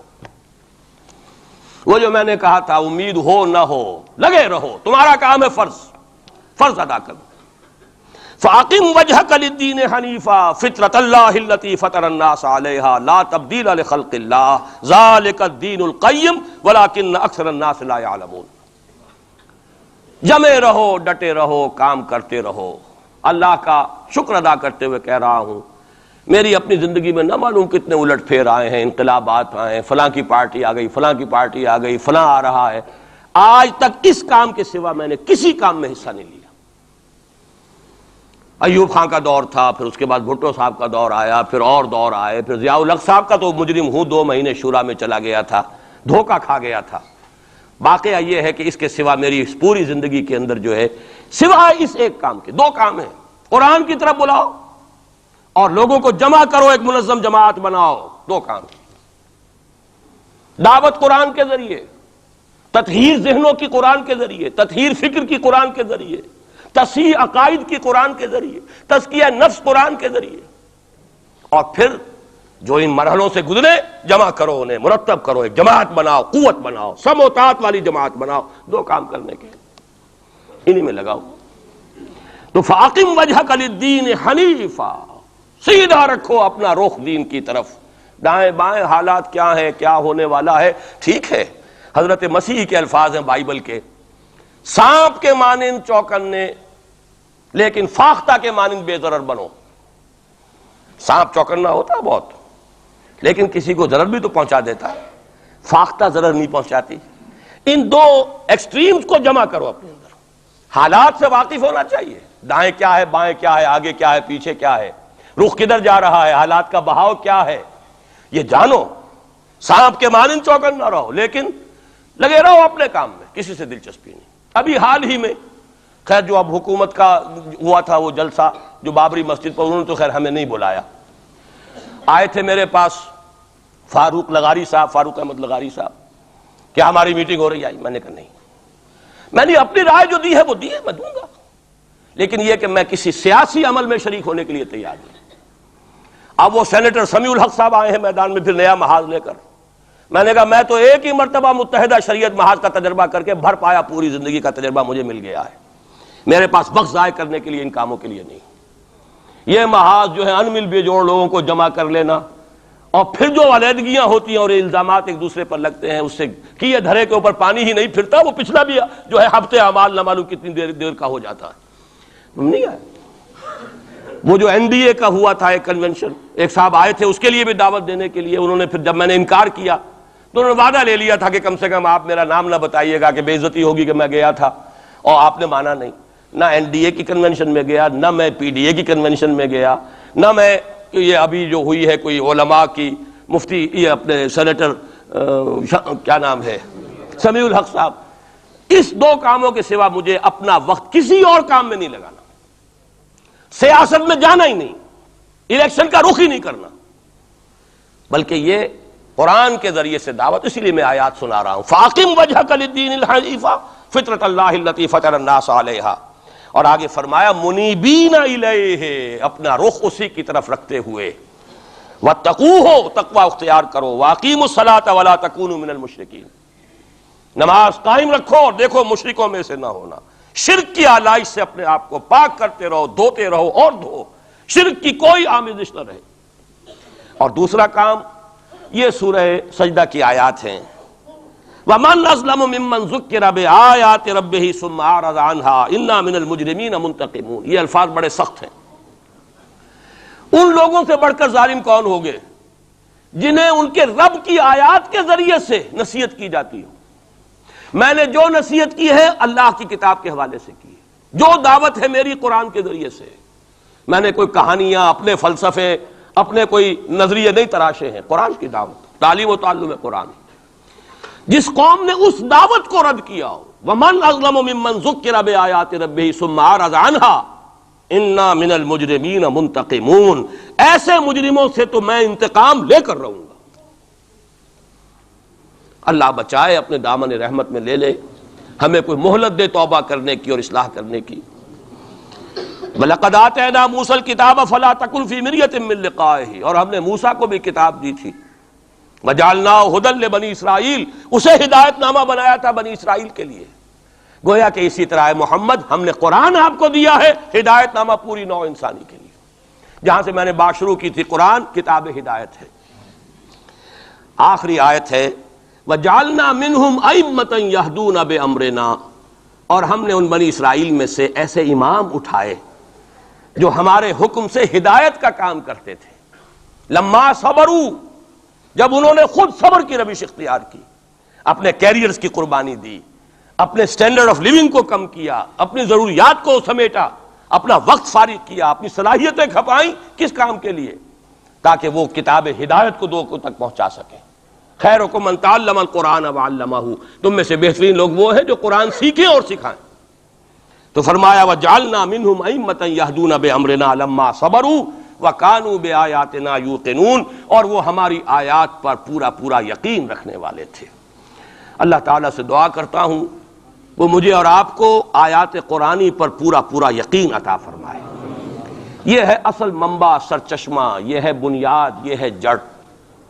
اس سے قوت حاصل کر کے اپنا تزکیہ، خود توبہ، خود حرام کاروبار کو چھوڑنا، اپنے وقت کو فارغ کرنا، اپنی صلاحیتوں کو لگانا ان دو کاموں کے لیے، فارغ کرنا اس کام کو، پھر نظم کی پابندی والی جماعت میں شریک ہو کر کبھی کوئی وقت آئے کہ ہم کسی انقلابی جد و جہد کے لیے کھڑے ہو سکیں، اسلام کو قائم کرنے کے لیے، جیسے کہ محمد عربی صلی اللہ علیہ وسلم نے آج سے 1400 برس قبل قائم کیا تھا۔ اگر ایسا ہو گیا تو یہی سرزمین، یہ میں آج کل کہہ رہا ہوں الفاظ، پاکستان ایک پل صراط سے گزر رہا ہے اس وقت۔ پل صراط کا تصور آپ کے سامنے ہے، جہنم کے اوپر ایک پل ہوگا جس پر سے جو مسلمان دنیا میں کہلاتے ہیں وہ گزارے جائیں گے۔ جو منافق ہوں گے حقیقی ایمان سے بے بہرا، وہ ٹھوکر کھا کر گریں گے جہنم میں، اور جو اہل ایمان ہوں گے نور ایمان ان کے آگے آگے دوڑتا ہوگا۔ نورہم یسعی بین ایدیہم و بایمانہم، اس کی روشنی میں پل کراس کر جائیں گے، جنت میں داخل ہو جائیں گے۔ ہم اس وقت اس پل صراط پر ہیں۔ اگر یہاں آئندہ 2-3-4 سال کے اندر اسلامی انقلاب نہ آیا تو یہ ملک نسیم منسیہ ہو جائے گا۔ وہ بربادی یہاں آئے گی کہ رہے نام اللہ کا، خاکم بدہن۔ لیکن میں نہیں چاہتا کہ آپ کو دھوکے میں رکھوں، جو دیکھ رہا ہوں وہ دکھا دینا چاہتا ہوں، وہ تباہی آئے گی۔ یہ در حقیقت یہ تو میں آج سے کوئی 5-6 سال پہلے لکھ چکا، جب میں نے وہ استحکام پاکستان اور مسئلہ سندھ لکھی تھی۔ ایک ہی سن تھا جس سن میں کہ ہندوستان میں بھی اسلام داخل ہوا سندھ کے راستے، اسی سن میں اسلام اسپین میں داخل ہوا تھا جبرالٹر کے راستے، جبل الطارق کے راستے، یاد ہے؟ سن 92 یا 93 ہجری، 712 عیسوی، اس میں محمد ابن قاسم اسلام لے کر آئے، ہندوستان میں داخل ہوئے سندھ کے راستے۔ دونوں میں ایس ہے، سن بھی ایک، سندھ اور اسپین ایک ہی لفظ سے، ایک ہی لیٹر سے شروع ہو رہے ہیں۔ وہاں سے اسلام اور مسلمان کا خاتمہ ہو چکا، 500 برس ہو گئے، 1492 اور یہ 1992 ہے، پورے 500 برس، نام و نشان مٹ گیا اسلام کا، مسلمان کا۔ بین ہی اسی کا اندیشہ اس بر صغیر پاک و ہند کے لیے، بین ہی اسی کا اندیشہ۔ وہاں ہو سکتا ہے تو آپ کے ساتھ کیوں نہیں ہو سکتا؟